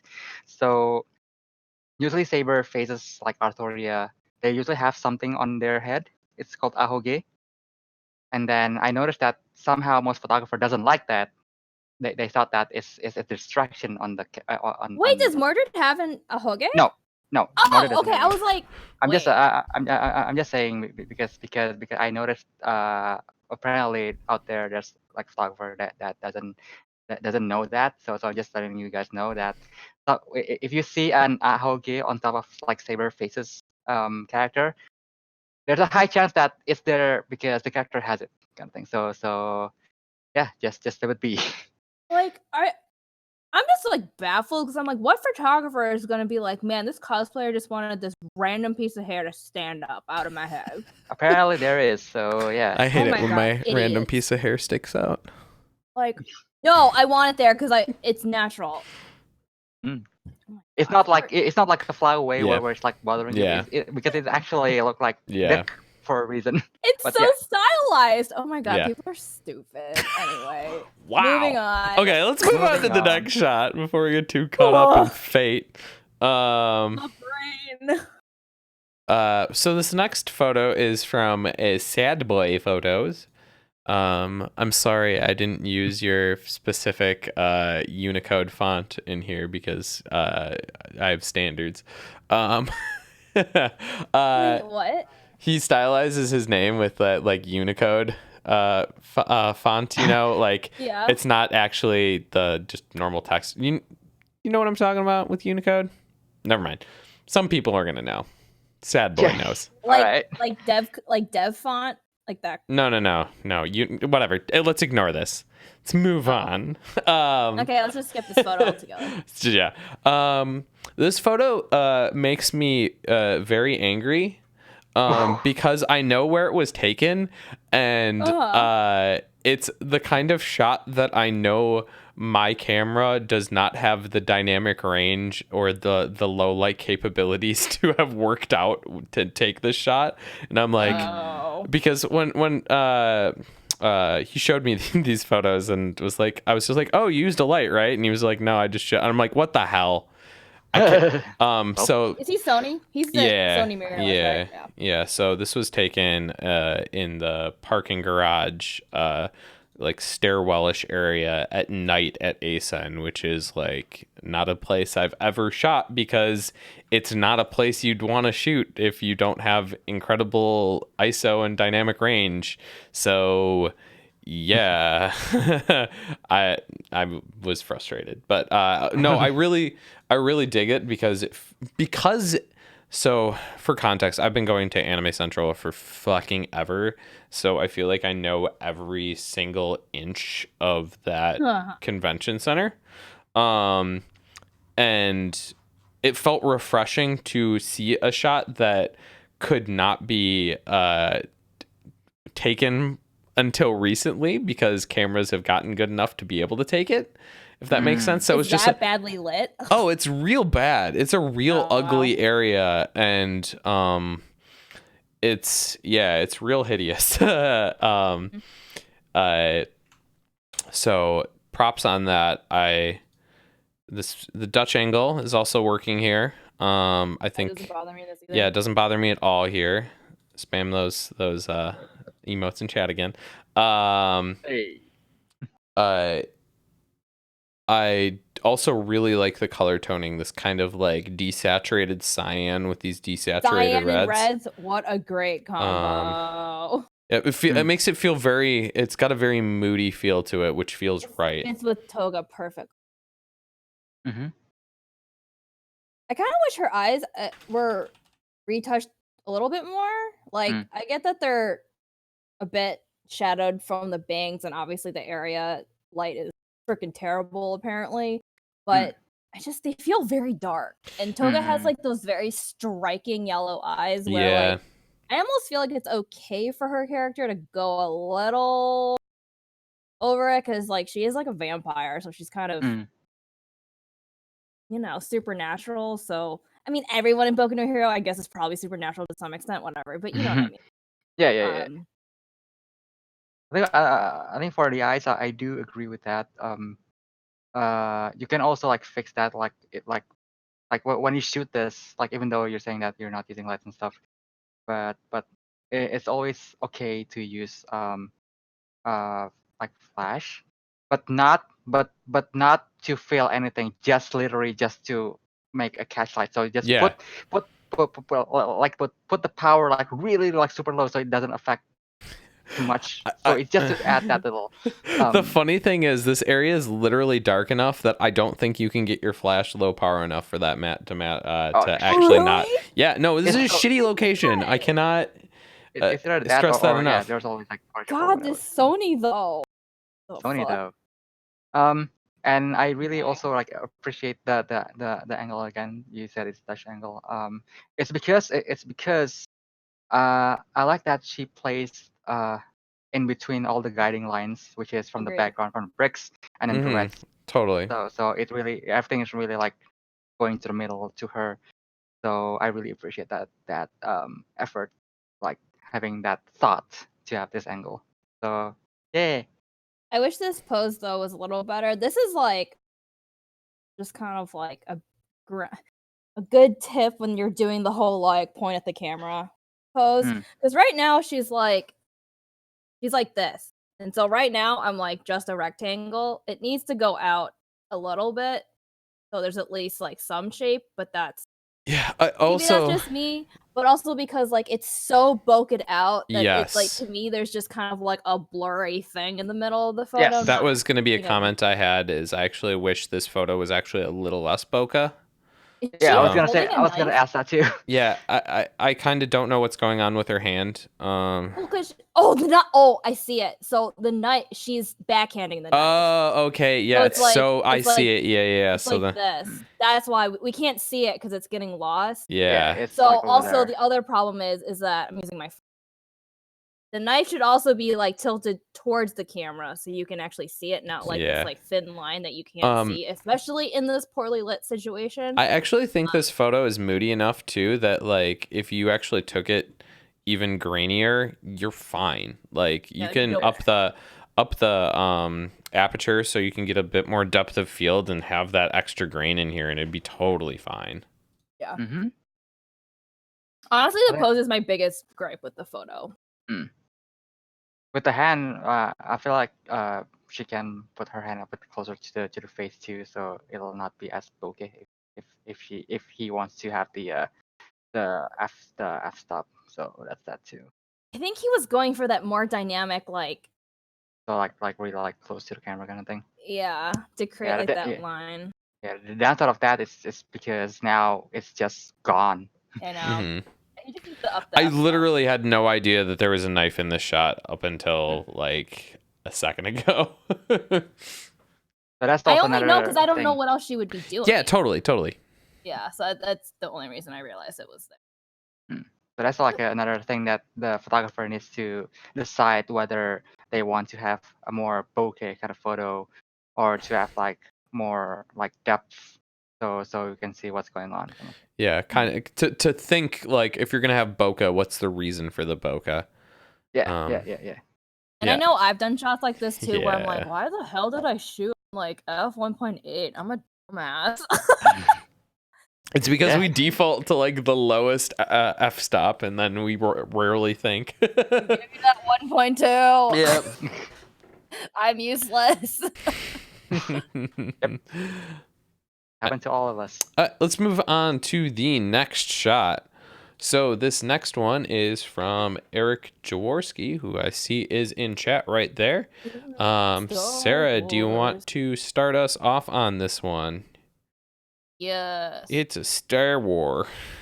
This is a cool cosplay. I don't really know anything about Star Wars. Like Rey, it's Rey, but she's like the bad guy side, right?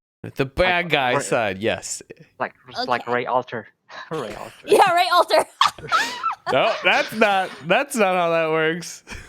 That's not how Star Wars works. Yeah. I think this is a really cool photo. I actually like because there's a lot of interesting lines in the background on the floor, and then like the lightsaber is also creating a really interesting line. But I think overall, and she's like pretty much whatever. She's basically perfectly centered within those panels. So I really like how he took the time to like frame everything up. So it's basically like a Wes Anderson film. So that's pretty cool. I think everything in this photo is like very well considered. I think where it falls a little short for me, also I'm a little biased. I'm not really big on like warm tone photos. I think because I don't know why. I just don't like it. Whatever, it's fine. I kind of wish that there was, just to kind of go with our complementary color scheme here. I think it would have been nice to see some kind of maybe blues or cyans, or maybe just knock out the saturation of the yellows and the oranges in the background altogether. For me right now, the color of the floor and the background wall thing just not really doing anything for me. It's just kind of like muddling the image a bit. I think by taking out those colors could really what am I trying to say? I don't know what I'm trying to say. I had a thought and I lost it. Well, bye thought. I'll be back. It's good to know. Bye, you. brain. Anyway, I hear what you're saying though, Sarah. I don't know. I really don't know what I'm trying to. You're just like, I don't know. You tell me what I'm trying to say. So what I would say is this. So there's a thought like if you have the red against just black, it can pop out. But if you actually have red against like if you took the shadows to like a very dark blue, you can make that red pop out even more dramatically. Yeah, I feel like it could be more dynamic. Yeah, I guess is what I also think there could very much the photo feels brighter than I want it to be. Especially on the floor, like kind of around like her legs. It's just a bit brighter than I would like to see. I think on her it's fine. But I think it's just overall just a bit bright. I'm like literally just playing around with this shot Photoshop right now. So I actually have one thought on the composition posing. I dig the hell out of the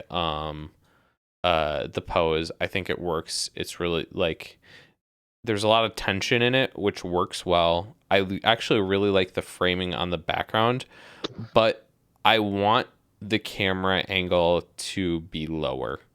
Oh, that'd be cool. I think if you had the camera angle lower, this pose feels even more imposing.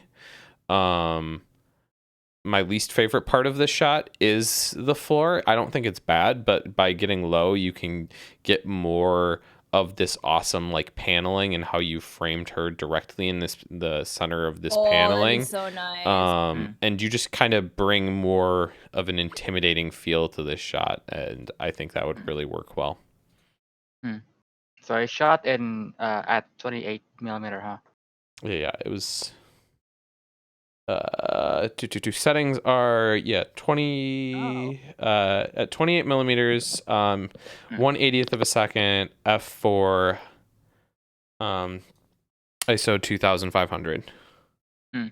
Yeah, so I think yeah, I totally agreed with you too. I feel like if you have the space behind you, I feel like it's okay to do a bit more, like maybe like 50 or even 85 if you have the space, so you can eliminate more of the floors.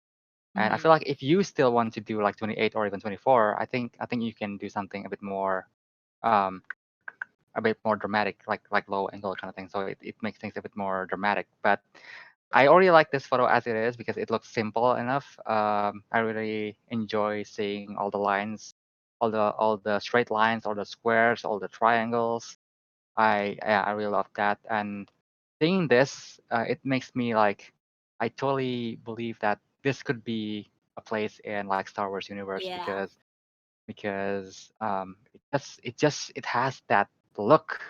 So you definitely picked a really nice place to shoot this, and I feel like I really enjoy this photo. Totally. I actually really dig this photo. I feel like to me a sign that I think a photo is really enjoyable is the fact that I've literally just been wanting to play around with this in Photoshop this entire time, and actually that's like what I've like half been doing this entire critique of this shot. It's just like adding a couple adjustment layers and playing around with things, albeit like super quick. But I think kind of to what I was talking about here, where, whoops, wrong button. It's this one. So like this was my like 30-second edit of like just add a bit more moodiness to it, cut down the yellows a little bit, bring a teeny bit of blues into the shadow, and just kind of oh my god, crunch those blacks down a little bit, I think that just adds like even more mood to the shot. I'm not I think you can go a lot further than this, but just to kind of give like a quick thought as to where I would head with this photo, because I think it's very lovely. I think you did an excellent job with the photo, and I think there's just so much editing potential in this one that I'd love to see you go back to it and even go further. Hint, hint. If you ever, guys, if you ever your photos, no one does it anymore. Yeah, if you ever re-edit after the critique, please share it with us. We love seeing it. Oh, go ahead, Alf. One more thing for me is I think one thing that just a bit bothering me will be the left flag, the one that's really red. Well, I do understand that is coming from the lightsaber, but I feel like maybe you can somehow like, so I don't even know what to do, but it's just right now it looks like a flat red without like any it's because it got shading, I guess. It's overexposed in the red channel. Yep. So probably just that. So maybe if you can somehow add a little bit more like shading, so it doesn't look like a flat red, then it will be nice. I would agree with that. The one thing that I actually wanted to say that I really liked is if you zoom in on her face, the catch light on her eye is really intense and really cool, and I dig the hell out of it. So, yeah. Good direction. Yeah. Any other thoughts on this one? That's all I want to say. Okay, cool. Let's move on to the next shot. Next shot. This one is from Connor. And Alf, do you want to start us off on this one? Yeah, Connor. Hey, I really like Connor. It's really nice. Is he West Coast? He's I'm pretty sure he's in Arizona. Well, I hope whatever. I hope he's in the chat, but yeah, but that's that. But yeah, so I saw the entire set of this like photo shoot, and I really enjoy everything. Though this is though I saw something better than this one, but this one is okay too. But I mean that's the point of this critic, huh? To see what's going on. Yeah. So I really like the lighting on this one. This is like one of the type of the type of lighting that I really want to do, but I can't because I don't have the equipment to do so, because yeah, it's just I don't have the power. So this is like one of the things that I really want to do once I have the correct equipment to do this high speed sync kind of thing. Let's see. I like how you place Kyuki in front of the tree. It's kind of like low key framing her, so she's not like blend in with all the whites of the sky. And I really also like enjoy to see all this like tree branches on top of each corner. It kind of like showing like a framing too. So I really like that. Probably the thing that I can say is that I wonder if you can have a bit more like dynamic, or like a more clear message, or whatever you're trying to say with the character, because at the moment like I'm a bit trying to figure out like what the character trying to do, question mark. Because well, I can see that she's like looking at something over there, but I'm not sure what's going on. Well, maybe it's just like confused, and that's the whole point. So if that's the point, then you got it right. But yeah, probably just that. The way she holds her skirt is it. I think could be better too. I feel like I feel like right now, I don't know, but it's for me. I feel like Kyuki also doesn't really know what's going on, or what you're trying to to achieve with the photo. But that's just me, because it seems like No, I feel like she looks a little confused. Like that's how I interpret it when I first saw it. like confused as a character, or confused as the cosplayer. like as the cosplayer, like kind of like, Okay. why am I standing here? I Yeah. don't know. She looks very awkward. I mean, again, So, maybe that's the. I don't even know what this is from. It's from Bloodborne, I'm pretty sure. Correct me, chat, if I'm wrong, but I'm pretty sure it is. My problem with it is not necessarily the confusion. Is I actually feel like it looks like she's falling over. Like, yes, sort of. She does. Yeah, I mean, I God. think it's the angle of the shot. Like the shot's not straight, but it looks like she's falling over. I also think the character is supposed to be pretty much a doll and have very little expression. She is. So I'm looking at the other photos from the rest of the set. Holy shit, these are really pretty. Yeah. Oh wow. Kyuki is amazing. So good on you, Kyuki. Another big problem I have with this shot is the skirt area in this photo in particular is just like, it's just this swath of black in the photo that you kind of like, there's a ton of detail on her torso, her like shoulders that you can make out on her face, but then you get down to her skirt and like her legs, and it just like, there is some detail there, but like especially with how the photo was flattened in terms of lighting, it just kind of makes it feel like it's just this big black area where nothing's going on.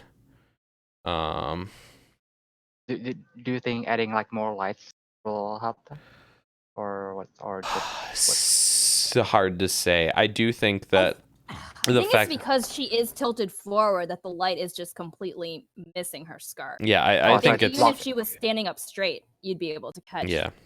So it's blocked because she is like leaning forward. Yeah,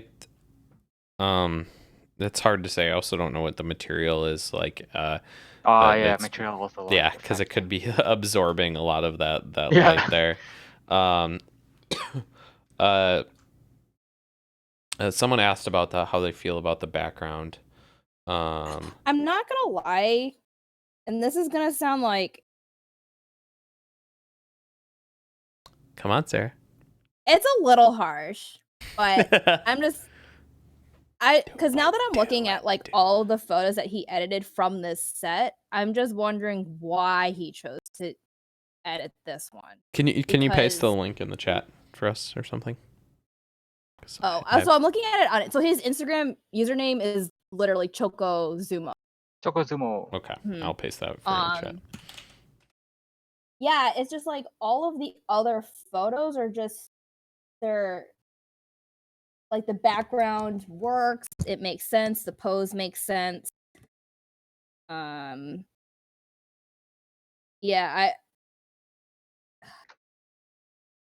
and there's like other wider shots too. So I really am just kind of like, I'm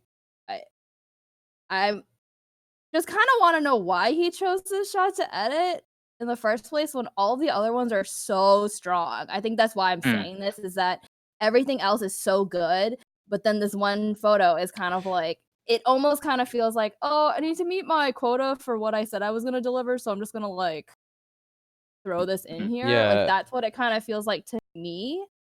I see. I've just looked through all of them, and I think this is my least favorite photo out of. Yep. And there's a bunch in this set, so yeah, I mean, that's what I'm saying. It's not like there was 3 shots. There's like, what was? Yeah, I don't understand. Well, I guess that's the point. Why he why he submitted this photo to. Yeah, why do you put this one in the critique then? It makes sense. Yeah. I mean, now that I look at the other ones, for me, I think the biggest thing for me, honestly, is the background's not working. Yeah. Everything is very busy. It's distracting. Everything is. I mean, even though there is bokeh, a lot of it is kind of like the same, similar sharpness. So it's. I mean, yes, I'm focusing on the model. I mean, she's in the middle. The light is on her, but like, there's these trees in the background, and then there's like the wall, but then she's also kind of falling over, and I think there's just like a lot going on compared to the other ones where there's very clear focus for each of them. I also think it's hard too, because like when you know exactly where it is, Oh, I know. I don't like. That's why I don't like shooting over there. Yeah, it's hard too because like the other shots are Stunning. zoomed in a lot, or tend to be obscuring of like the location more. Where this one, I feel it's pretty clear That it's of yeah, and. I don't know what your shooting situation is, but I actually do think having that tree right behind her works well. So I feel like you step back a little bit, you zoom in a lot more, you cut out a lot of the background, that you cut out the trees on both sides, and I think you have a lot more interesting of a shot.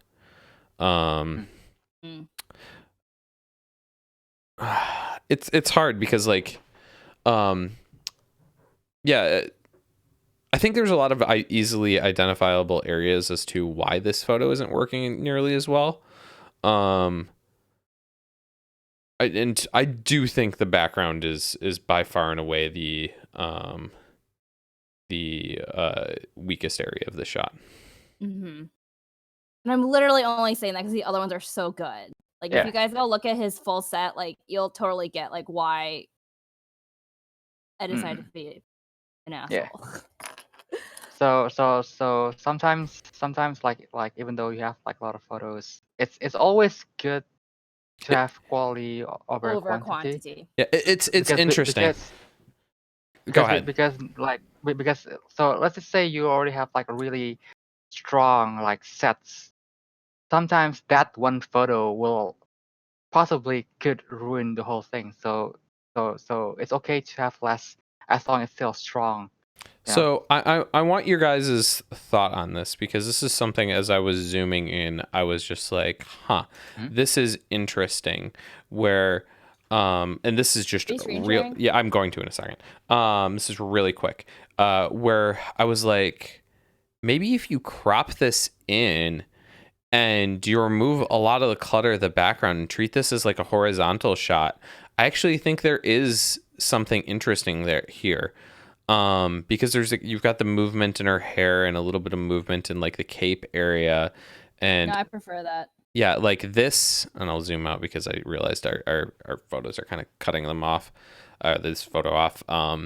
Like it's not a perfect crop, and I think you could work this a little bit more, but I think there is like interesting potential there. Yeah, there's a potential in this shot.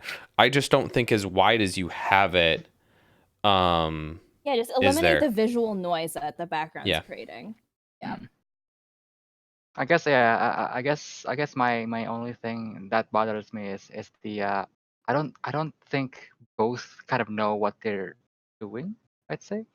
So I guess to have a bit more like clear idea of what you're trying to say with the photo, and then you tell that you direct your cosplayer, and it'll make a more really good kind of like body of work.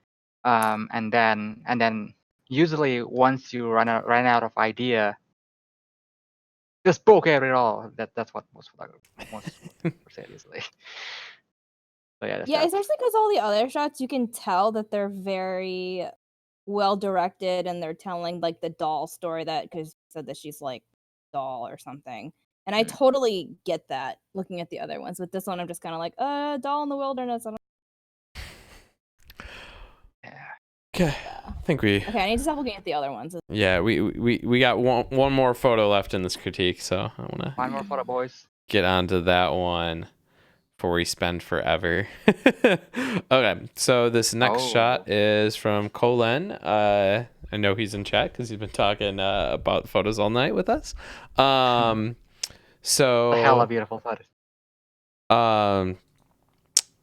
I'm curious as to whether or not like the illusion is that the branch is over water. I'd love to know your the actual perspective of whether or not this was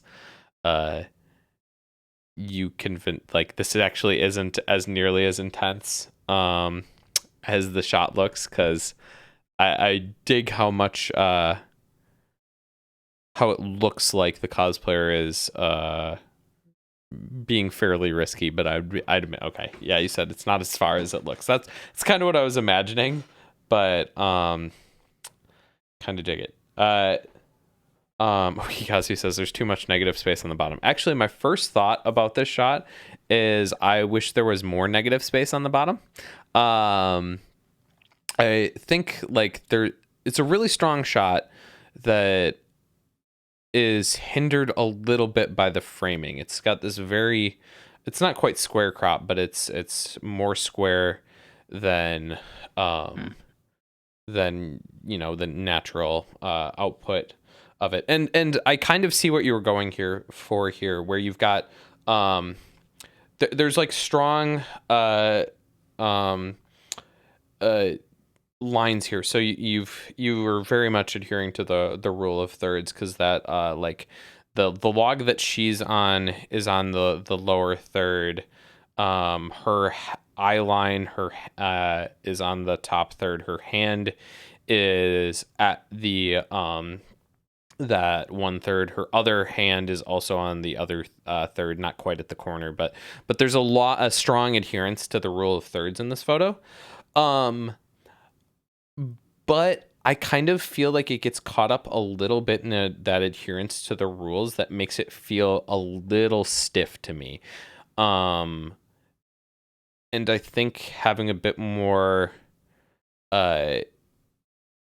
freedom in this, like I would love to see just with more like water at the bottom to kind of just free up this shot. I don't know what I'm saying there.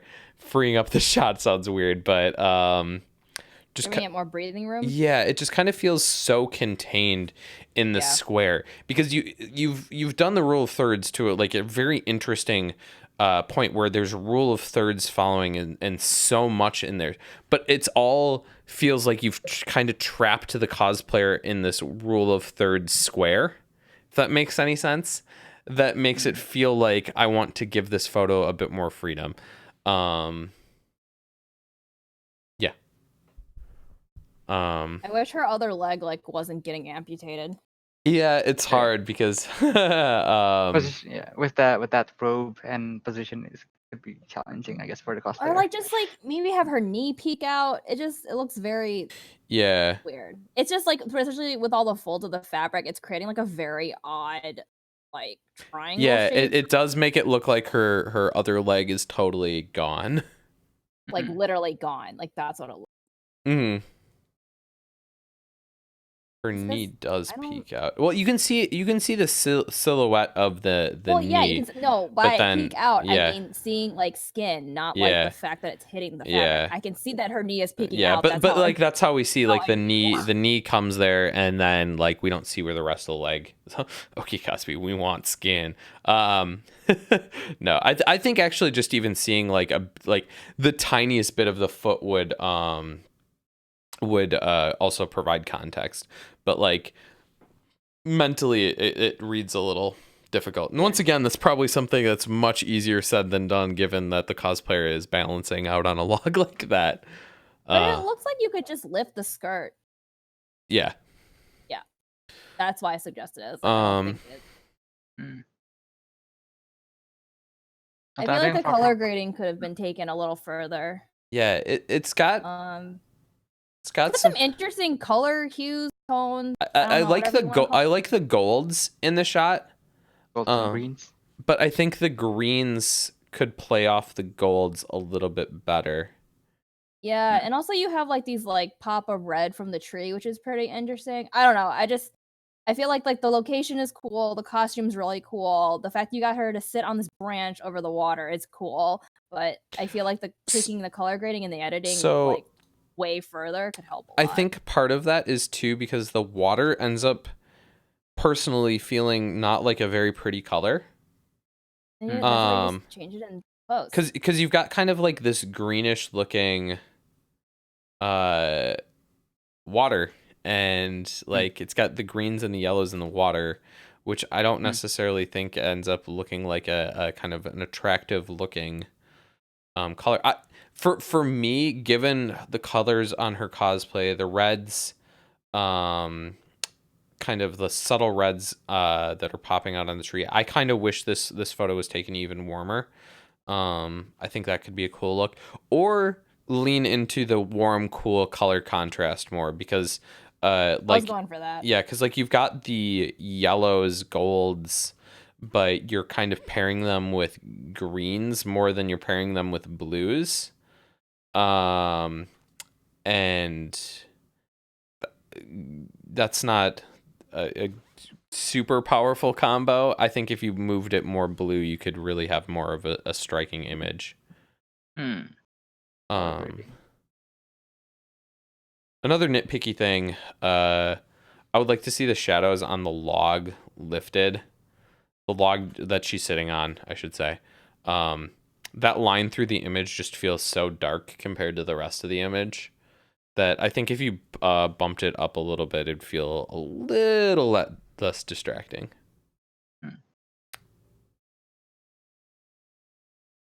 Alf, any thoughts on this one? Well, for me, probably again back to the leg area, because right now the fabric looks like a clean square. Yeah, So I guess you got that yeah. Well, I do know that probably it's because of the fabric itself. Maybe it's not that big or whatever. But maybe the thing that you can do is to ask the cosplayer to, well, even though it's already kind of dangerous, but maybe you can ask the cosplayer to move their leg just a bit more, just a bit when you're trying to shoot her, so it'll create like its own natural looking movement. So it'll not be like a clean square like this, and hopefully it'll show the other leg too. So probably that's that. Yeah.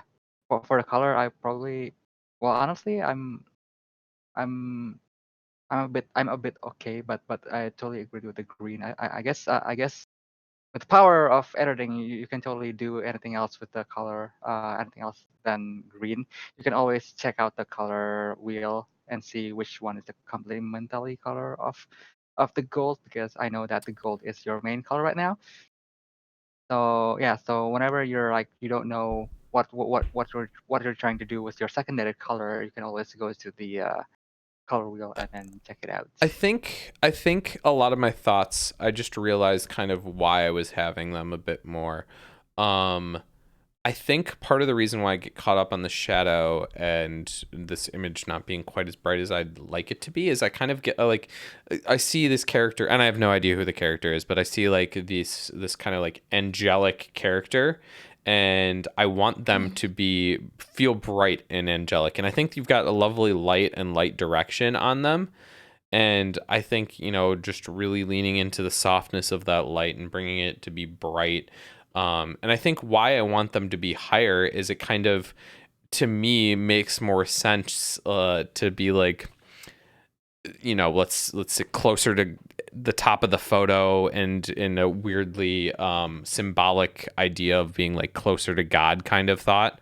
And having them centered in the photo doesn't feel that. But if you have them high in the photo, maybe that feels that. Or if you put them in the lower right third and have, because to me it feels like, okay, if you have an angel that's looking up towards the sky reaching out, it feels like they're wanting to have some connection with God. Like that feels like the interesting interplay in this photo and why this makes sense.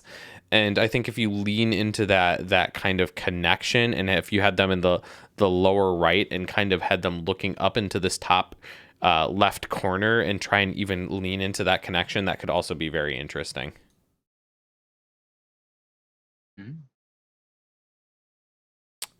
Yeah, I think that's all I got on this one. Any final thoughts on this shot? I don't know if Colin has like another photo from this set. I feel like with water, especially with water, and he said that the distance is not that far, right? Yeah.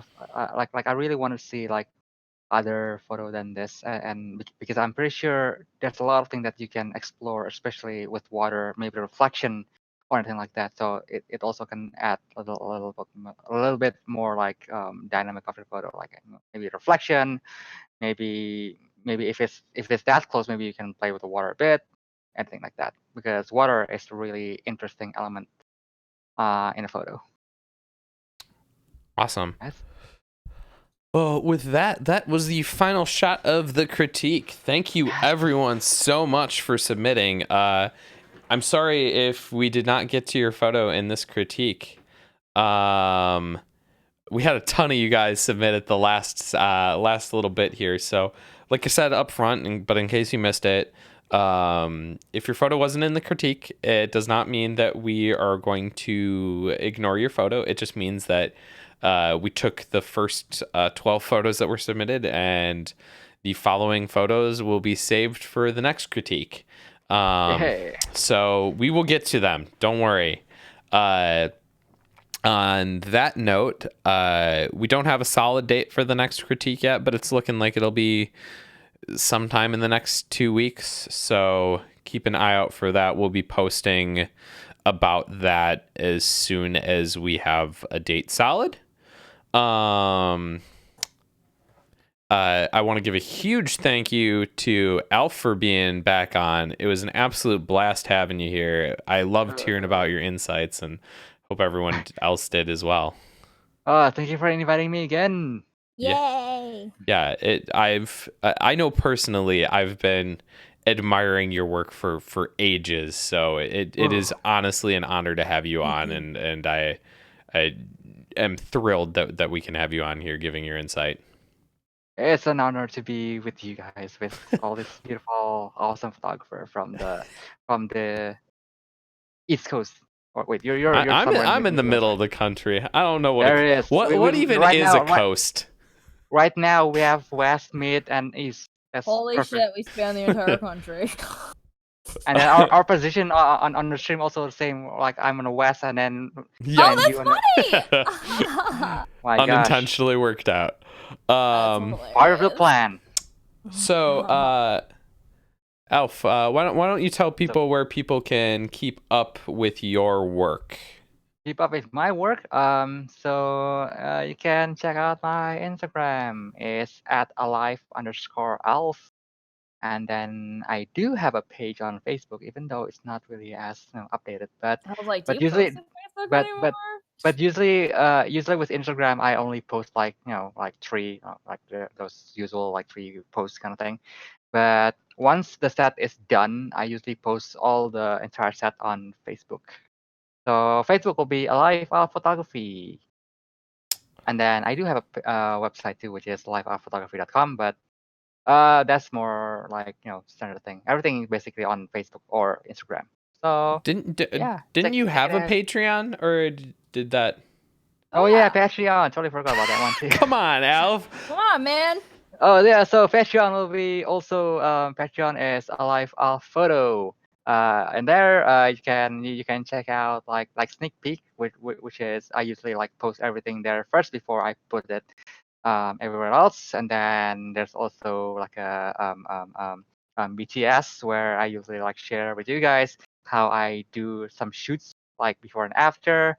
And then I sometimes also have the like how do I do the shoot with lighting and stuff. There's a tutorial, Photoshop tutorial, and then what do you call that thing? I should look at this. And also a time lapse too of my What? editing. And then the thing that I'm trying to do with my Patreon is to have like a one-on-one kind of like talk. Can be like editing, photography, or even talk about art, because I really love talking about art. So yeah, Patreon will be patreon.com/alivealphoto. Awesome. And thank you for reminding. Do you have any cons that you'll be attending in the near future?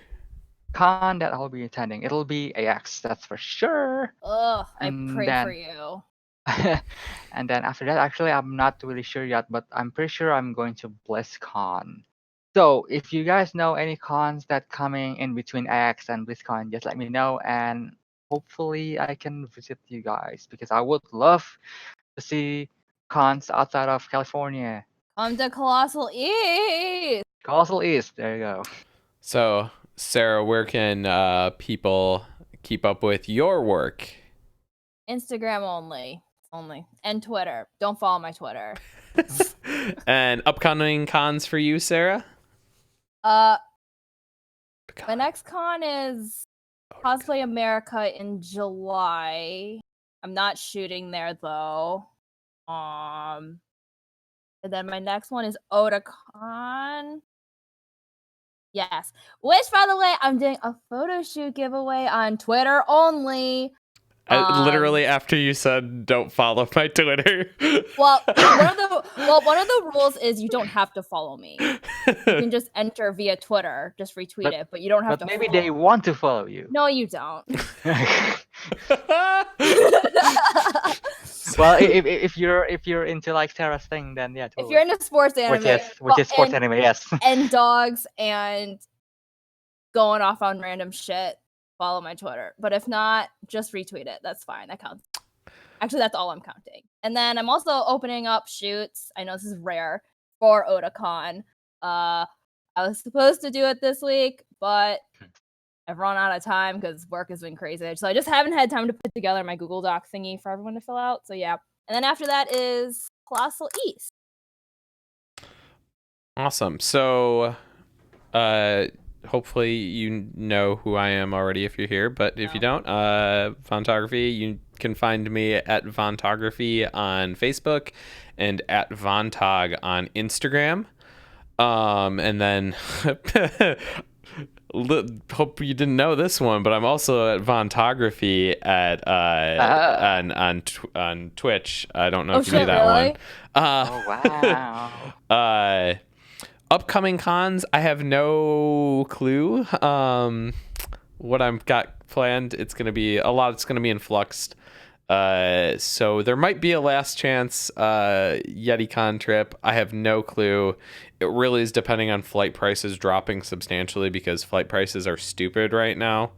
They've actually gone up even more. Like I'd need to fly into Toronto, and right now flight prices are sitting at like $583 is the cheapest round trip, and I'm like, no. Wow. So maybe that, maybe Colossal East, people, if you want me to be at Colossal East, go donate right now. Or AX. No, I'm not going to AX. those crowds, hell no. Yeah. Get me to Colossal East. Go donate now. But then the other con that is a while off, but I'm pretty sure I'm going to be at is MagFest, so which we just figured out really soon. So that has me hyped because I've been wanting to go to MagFest for a while. MagFest is lit, literally. If you enjoyed the stream, we'd love it if you could consider donating or subscribing. It's not expected by any means, but it is greatly appreciated. And my same Twitch Prime spiel as always. If you have Amazon Prime, that means you have Twitch Prime, which gives you one free sub to give to any streamer that you want per month. So please, for the love of God, use it. If not here, then somewhere. Although we would love it if it was here. The other thing I would say there is just make sure that if you use it, it doesn't auto renew, so you have to reuse it every month. So even if you want to use it for the same streamer every time, you have to every month re-up with them. So don't forget to keep on using it. We don't know when the next stream it'll be, but it'll probably be within the next week or so, or next 2 weeks, I should say. Keep an eye out on Facebook and Instagram for that announcement. We'll let you know as soon as we have that solid. As for now, I think it's time for us to call it a night. Thank you, everyone, for being here, for watching, whether it's live or post. And especially huge thank you to all of you chatting and critiquing along with us. It makes this stream a hell of a lot more fun. That's everything. With that, think about what you put out into the world. Make it a better place. Good night, everyone. Yeah. Bye. Good night. Bye-bye.